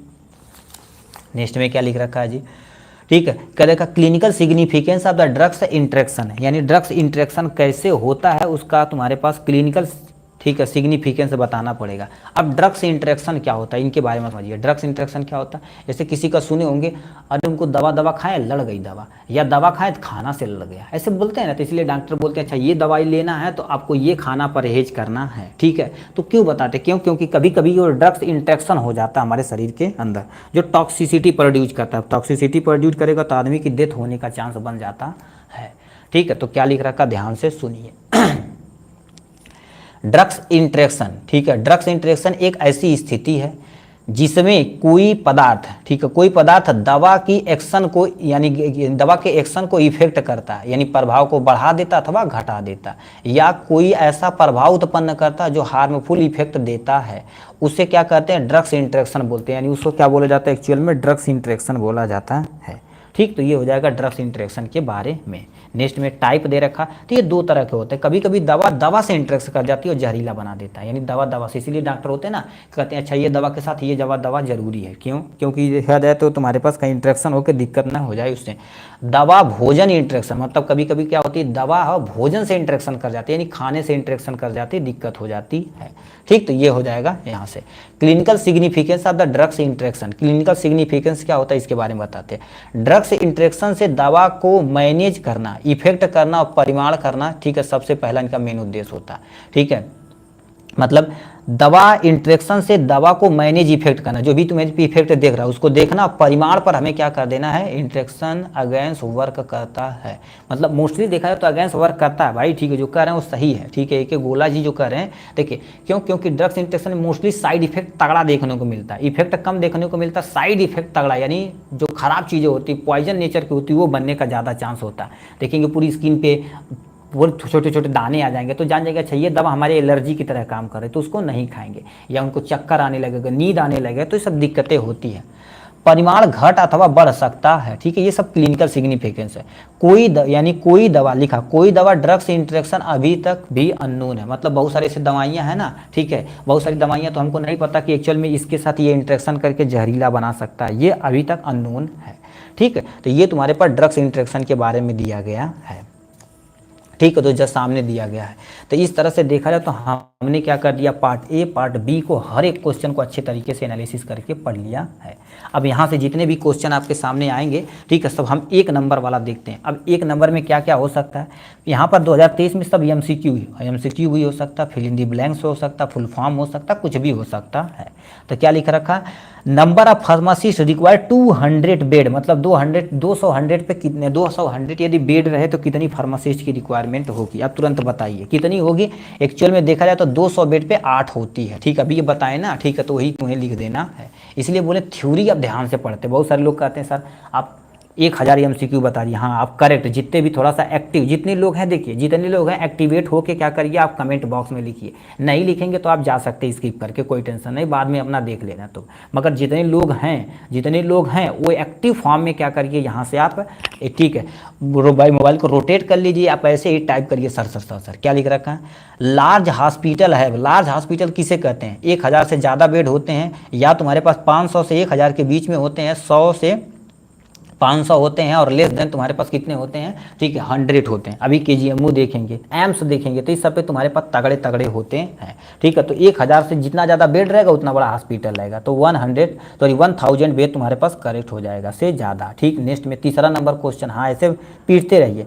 Minimum area require for the hospital pharmacy, मतलब आपको हॉस्पिटल फार्मेसी खोलना है तो कितनी रिक्वायरमेंट एरिया होनी चाहिए, यानी तुम्हारे पास दे रखा 100 यानी 100 स्क्वायर फीट होना चाहिए, या 200 होना चाहिए, या तुम्हारे पास 250, या तुम्हारे पास 400। देखिए ये जो थोड़ा सा क्वेश्चन है, कह दिया हॉस्पिटल फार्मेसी कितनी होनी चाहिए, तो कहीं कहीं लिखा रहता 100 स्क्वायर फीट, कहीं कहीं 250 फीट। तो आप क्या कर सकते हैं, ठीक है, क्योंकि जो तुम्हारे पास 250 जो फुट है, ठीक है, ये एक ही, यानी जो ठाकुर वाली पब्लिकेशन टीपी वाली बुक है उसमें दिया, बट निराला वाले में दिया है 100 स्क्वायर फीट होनी चाहिए। ठीक, तो आप 250 पे मारिए। अभी यूनिवर्सल डॉट कंटेन, अभी बताओ यूनिवर्सल जो डॉट होता है उसमें मैग्नीशियम ऑक्साइड होता है, टेनिन एसिड होता है, और चारकोल, सब कुछ मिक्स होता है। कंटेन कहा, यूनिवर्सल डॉट यदि कहेगा, देखिए कहेगा यूनिवर्सल, तुम्हारे पास एंटी डॉट कहेगा तो आप एक्टिवेटेड चारकोल मारिएगा, तब कहेगा यूनिवर्सल एंटी डॉट में क्या क्या चीज़ होता है, तो कंटेन मतलब क्या क्या चीज़ होता है, तो मैग्नीशियम ऑक्साइड होता है, यानी टेनिन एसिड होता है, चारकोल होता है, तो ऑल ऑफ दीज पे टिक मार देंगे आराम से। नेक्स्ट में क्या लिख रखा, परजेंस ऑफ, ठीक है, परजेंस ऑफ प्रोटीन इन यूरिया, मतलब जो आप पेशाब कर रहे हैं आपके पेशाब में, ठीक है, पेशाब में यदि प्रोटीन पाया जाता है तो उसे क्या बोला जाता है, ग्लाइकोसूरिया बोला जाता है या प्रोटोनूरिया बोला जाता है। दोबारा क्वेश्चन पढ़ रहे हैं, यदि पेशाब कर रहे हैं, ठीक है, यदि आप पेशाब कर रहे हैं तो आपके पेशाब में यदि प्रोटीन की मात्रा प्रेजेंट है तो उसे क्या बोलेंगे, ग्लाइकोसूरिया बोलेंगे या प्रोटोनूरिया बोलेंगे, तो उस कंडीशन को क्या बोला जाता है, प्रोटोनूरिया बोला जाता है, तो proteinuria is the correct option हो जाएगा। नेक्स्ट में, हाँ proteinuria is the correct option. Pharmacist are associated with, मानी फार्मासिस्ट क्या होता है, एसोसिएटेड विथ क्या होता है, वो फार्मासिस्ट करता क्या है, डायग्नोस ऑफ डिजीज, यानी डिजीज का ट्रीटमेंट करता है, नहीं वो डॉक्टर करते हैं, वो डिस्पेंसिंग करता, दवा का क्या कर देता है, डिस्पेंस करता। जो फार्मासिस्ट है, जो प्रिस्क्रिप्शन डॉक्टर के द्वारा लिखा गया उसको डिस्पेंस करता है। तो ये तुम्हारे पास dispensing is the correct option हो जाएगा। नेक्स्ट में total number of copy purchase, ठीक है, ऑर्डर प्रिपेयर, मतलब ऑर्डर को प्रिपेयर करने के लिए कितनी कॉपी आपके पास होनी चाहिए, 5 कॉपी, 6 कॉपी, 7 कॉपी, 9 कॉपी, तो कम से कम आपके पास 5 कॉपी होनी चाहिए। ठीक है, ये होगा डिस्पेंसिंग करेक्ट ऑप्शन। इसमें भी पांचवा यानी ए वाला ऑप्शन सही है। कोल्ड स्टोरेज टेम्परेचर कितना होना चाहिए, कोल्ड स्टोरेज कहा है भाई, कोल्ड स्टोरेज कहा है तो किस पे टिक मारेंगे, कोल्ड स्टोरेज पे रहेगा तुम्हारे पास यानी 2 से लेके 8 डिग्री सेल्सियस के बीच में रहेगा। ठीक है, कोल्ड कहा है, कोल्ड कहने का मतलब क्या होगा, 2 से लेके 5 डिग्री सेल्सियस। कूल कहेगा तो दूसरा चला जाएगा, 0 से लेकर 2 डिग्री सेल्सियस के बीच में होता। यदि कूल कहेगा तो 0 से लेकर तुम्हारे पास 2 डिग्री सेल्सियस, यदि कोल्ड कहेगा तो 2 से लेकर 8 डिग्री सेल्सियस पे टिक मारना है। ठीक, 8 नंबर क्वेश्चन। 9वां नंबर क्वेश्चन की तरफ रुक करते हैं, क्या दे रखा, dash dash dash is activated require यानी रिक्वायर बाय द ऑर्गेनाइजेशन, ठीक है, टू डिलीवर गुड तथा सर्विस कंज्यूमर कौन देता, सप्लायर यानी सप्लाई चेन देता है या कोल्ड चेन देता है, तो सप्लाई चेन होता है। जैसे हमारे सप्लाई चेन में एक बंदे से नहीं मिला तो दूसरे से लेंगे, दूसरे से नहीं तीसरे, चौथे, पांचवे, इसी तरह से हम मैनेज कर लेंगे, अपना काम हो जाएगा। 10वां नंबर क्वेश्चन क्या पूछा है, पेशेंट हु कम टू, ठीक है, यहाँ supply chain, patient who come to the पे यानी hospital with the general symptom like fever cold, और तुम्हारे पास कॉमन कोल्ड हो गया, तो मतलब ऐसे पेशेंट जो तुम्हारे पास क्या हो गया, ये सब जैसे किसी को बुखार हो गया, सर्दी जुकाम हो गया, तो वो आएगा आउट पेशेंट दिखाएगा, मतलब ओपीडी में दिखाएगा, वो भाग जाएगा, तो उसके बाद फिर हॉस्पिटल में भर्ती करोगे या जनरल आउट पेशेंट देखेंगे, तो ओपीडी में देखकर हम क्या करेंगे, खत्म कर देंगे, पर्ची कटाएगा, डॉक्टर से मिलेगा, दवाई लेके अपने घर चला जाएगा, तो उसे हम क्या बोलते हैं, जनरल आउट पेशेंट बोलते हैं। नेक्स्ट में क्या लिख रखा है, disease of brain due to the abnormal electric discharge is known, मतलब हमारे शरीर के अंदर जो हमारे पास क्या होता है ओपीडी में दिखाएगा। हाँ सही, ओपीडी करेक्ट है।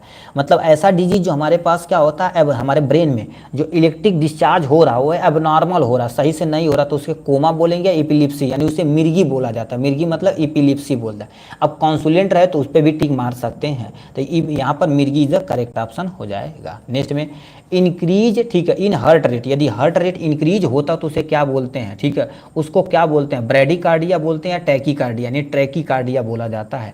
जब हार्ट रेट बढ़ जाता, धक धक धक धक करने लगता, तो उस कंडीशन को ट्रैकीकार्डिया बोला जाता है, तो ट्रैकीकार्डिया पे टिक मार देंगे यहाँ से। नेक्स्ट में तुम्हारे पास क्या लिख रखा है, ठीक है, test is for detecting the bile pigment, मतलब हमारे शरीर के अंदर जो तुम्हारे पास लीवर से निकल रहा है, लीवर से निकल रहा बाइल स्टोर करेगा गाल ब्लैडर, तो गाल ब्लैडर जब सीक्रेट करता है तो उसे डिटेक्ट करने के लिए बाइल पिगमेंट सही है कि नहीं, उससे क्या कौन सा प्रयोग क्या बोलते हैं, लिपिड पैनल बोला जाता है, या तुम्हारे पास फोस्ट टेस्ट बोला जाता है, पल्मोनरी फंक्शन टेस्ट बोला जाता है, यानी रीनल फंक्शन किया जाता है, तो उसे हम पोस्ट, ठीक है, लिखा पोस्ट, ठीक है, टेस्ट बोला जाता, तो ये बी वाला आपका correct option. 6 minute walking test, मतलब बोलेगा भाई 6 मिनट तुम चल के आओ, तो उससे सांस फूल रहा है कि नहीं, सही से लंग्स इसका काम कर रहा है कि नहीं, इसको टेस्ट कर लिए पल्मोनरी फंक्शन टेस्ट किया जाता है, तो पल्मोनरी फंक्शन टेस्ट सीधा करेक्ट ऑप्शन हो जाएगा। नेक्स्ट में तुम्हारे पास लिखा BAL बाल, ठीक है, ये आल्सो नोन है, जिससे क्या बोलते हैं, डाई मार्केप्टो यानी मार्केप्टोल बोला जाता है, क्या दिया है, डाई मार, ठीक है, कैप्रोल दिया गया, तो ये वाला तुम्हारे पास क्या हो जाए, अर्पिता जी, ठीक है, गुड इवनिंग, ठीक है, अब खत्म होने वाला तब आप आ रहे हैं, बताइए, ठीक है, तो ये हो गया। नेक्स्ट में क्या लिख रखा है, यहाँ पर आते हैं, लिखा when type of poison is not, ठीक है, मतलब आपको पता नहीं कि किस तरह से इनके पॉइजन, किस तरह का जहर है, तो किस तरह का एंटीडॉट देंगे, उससे हम यूनिवर्सल एंटीडॉट देंगे, ठीक है, अभी नहीं पता था, निगरानी कर रहे थे, नहीं पता था कि एक्चुअल में कौन सा जहर इन्हें लगा हुआ, तो उसको हम यूनिवर्सल एंटीडॉट देते हैं। नेक्स्ट में तुम्हारे पास लिखा प्रिस्क्रिप्शन फॉर शेड्यूल 3 और शेड्यूल 2 और schedule 3 control the drugs of the valid, मतलब क्या हो रहा है, ध्यान से सुनिए, जैसे कोई एक पेशेंट आया और प्रिस्क्रिप्शन पर्ची लिया है, तो फिर दोबारा वो चला गया किसी, ठीक है, मेडिकल स्टोर पे दिखाने, तो वो जो प्रिस्क्रिप्शन लिया है, ठीक है, ठीक है, नहीं एक्चुअल में पता है, देखो यानी उसका ये क्या उसका बोल रहे हैं भाई, ठीक है, प्रिस्क्रिप्शन देखिए जो लेकर बंदा आ रहा तो उस पर डेट कितना दिन तक पीछे का होना चाहिए, तो दवा दे सकते हैं, जैसे हफ्ता दिन रहेगा तभी दे सकते हैं, 10 दिन 12 दिन 14 दिन ये सब दे सकते हैं, बट 20 दिन से ज़्यादा यदि रहेगा तो नहीं दे सकते हैं, तो 20 दिन पे टिक मारना। बट ये थोड़ा सा देखा जाए, किसी किसी में बुक में 14 दिन लिखा, किसी में 20 दिन, तो 20 दिन तो तुम्हारे पास करेक्ट ऑप्शन है। ठीक, नेक्स्ट में तुम्हारे पास फीफो का फुल नेम क्या होता है, कमेंट बॉक्स में फीफो का फुल नेम भान्ना से लिख के दिखाइए। FEFO, फीफो स्टैंड फॉर, यानी तुम्हारे पास फीफो का जो फुल नेम होता क्या होता है इसके बारे में बताना। First entry first out, first expiry first out, first ex यानी लिखा है एक्सिट फर्स्ट ओवर या नन ऑफ दीज। अब फीफो का देखते ले कितने लिख जैसे हैं जो कमेंट बॉक्स में भर भर के लिख के दिखाते हैं फुल नेम। 9वां नंबर पे 19 नंबर पे चलते हैं, dash dash dash time taken between the placing order और recipient order of the department, उसे लीड टाइम बोलते हैं। क्या बोलते हैं? Lead time. तो lead time is the correct option हो जाएगा। और तुम्हारे पास 20वां नंबर क्वेश्चन क्या पूछा, out patient who are able to walk and receive the primary health care is called. कहने का मतलब क्या होता है, ऐसे पेशेंट जो क्या कर सकते हैं, ठीक है, वॉक करने में एबल होते हैं, ठीक है, वॉक करने में एबल होते हैं, वो नॉर्मल फीवर वगैरह होता है तो उसमें ट्रीट करके वो चले जाते हैं, ठीक है। तो इसमें रिसीविंग प्राइमरी यानी प्राइमरी हेल्थ आर कॉल्ड है, तो उसे जनरल आउट पेशेंट भी बोला जाता है, एम्बुलेंसरी पेशेंट बोला जाता है। एम्बुलेंसरी मतलब जो मूव करके आते हैं, तो इसको भी आप टिक मार सकते हैं और इस पर भी टिक मार सकते हैं, ठीक है। तो ये एम्बुलेंसरी पे हमने मारा तो बट इस पे भी मार सकते हैं, कोई टेंशन नहीं है।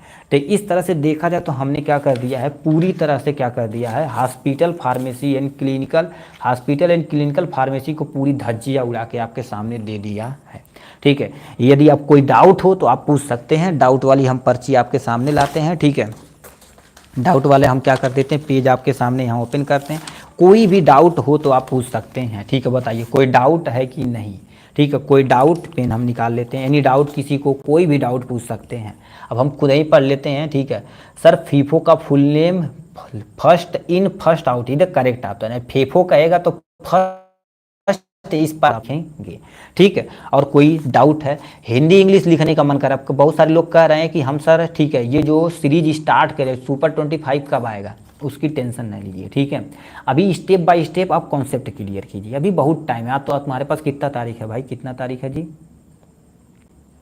ठीक है, आपको बता देना चाहते हैं, ठीक है। तो आज आपका लो लो लो लो लो लो लो लो 27 है, ठीक है, 27। और ये तुम्हारे पास 27 और 3 30 हो जाएगा, ठीक है। 9 वो दिन, वो अभी 11 दिन टोटल और टोटल बचा हुआ है, ठीक है। तो ये तुम्हारा 27 दिन कहाँ है, ठीक है, आज 27 तारीख है, ठीक है। 27 3 30 हो जाएगा और 9 दिन वो बचा हुआ, मतलब 10-12 दिन अभी बचा हुआ है।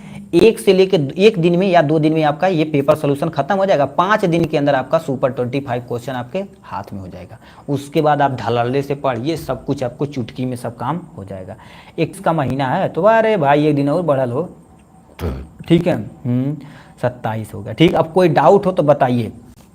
सर हिंदी इंग्लिश में लिख सकते हैं, यस सर लिख सकते हैं, यानी इंग्लिश प्लस हिंदी मिक्स होना चाहिए, बट कॉन्सेप्ट पूरी तरह से क्लियर होना चाहिए। इंग्लिश में भी लिख सकते हैं, कोई टेंशन नहीं है, ठीक है। बहुत सारे लोगों का कहा था नोट कहाँ से आते मिलते हैं, ठीक है। यूपी से कौन कौन है, सब तो यूपीएस हैं, बीटीयू बोर्ड का जब पेपर चला तो यूपी से ही चलेगा। ये कौन सा क्वेश्चन है भाई, ठीक है। तो ये हो गया। अब कौन सा तुम्हारे पास, सब यूपीएस से ही है, ठीक है। तो ये तुम्हारे पास, और कोई डाउट है। अब इसको, इसका जो तुम्हारे पास नोट कैसे मिलेगा आपको बता देना चाहते हैं। इसकी डिस्क्रिप्शन में हमारा नंबर दिया गया, इसका प्राइस केवल और केवल 25 रुपये रखी गई है। इसको आप लेके सब क्या मेंटेन कर सकते हैं। सर आपकी ड्यूटी लगती है क्या एग्जाम में, नहीं, ठीक है। प्राइवेट कॉलेज का किसी का ड्यूटी नहीं लगती, वो सब गवर्नमेंट डॉक्टर, वो सब तुम्हारे जितने भी गवर्नमेंट वाले होते हैं उन्हीं की लगती है, किसी भी स्कूल का नहीं लगते हैं। असिस्टेंस के तौर पर रखे जाएंगे बट वहाँ पर होते हैं ऑलरेडी, ठीक है। और कोई डाउट हो तो बताओ, ठीक है।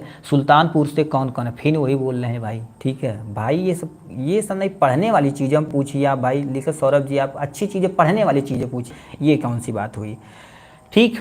और कोई डाउट हो तो बोल सकते हैं, ठीक है। कोई भी डाउट है, ठीक है, कोई भी डाउट है, ठीक है। बैक लग जाएगा, अरे भाई बैक कैसे लगेगा, जब पढ़ेंगे तो बैक कैसे लगेगा, ठीक है। और कोई डाउट, चलिए ठीक है, लगता है किसी के पास कोई डाउट नहीं है, ठीक है।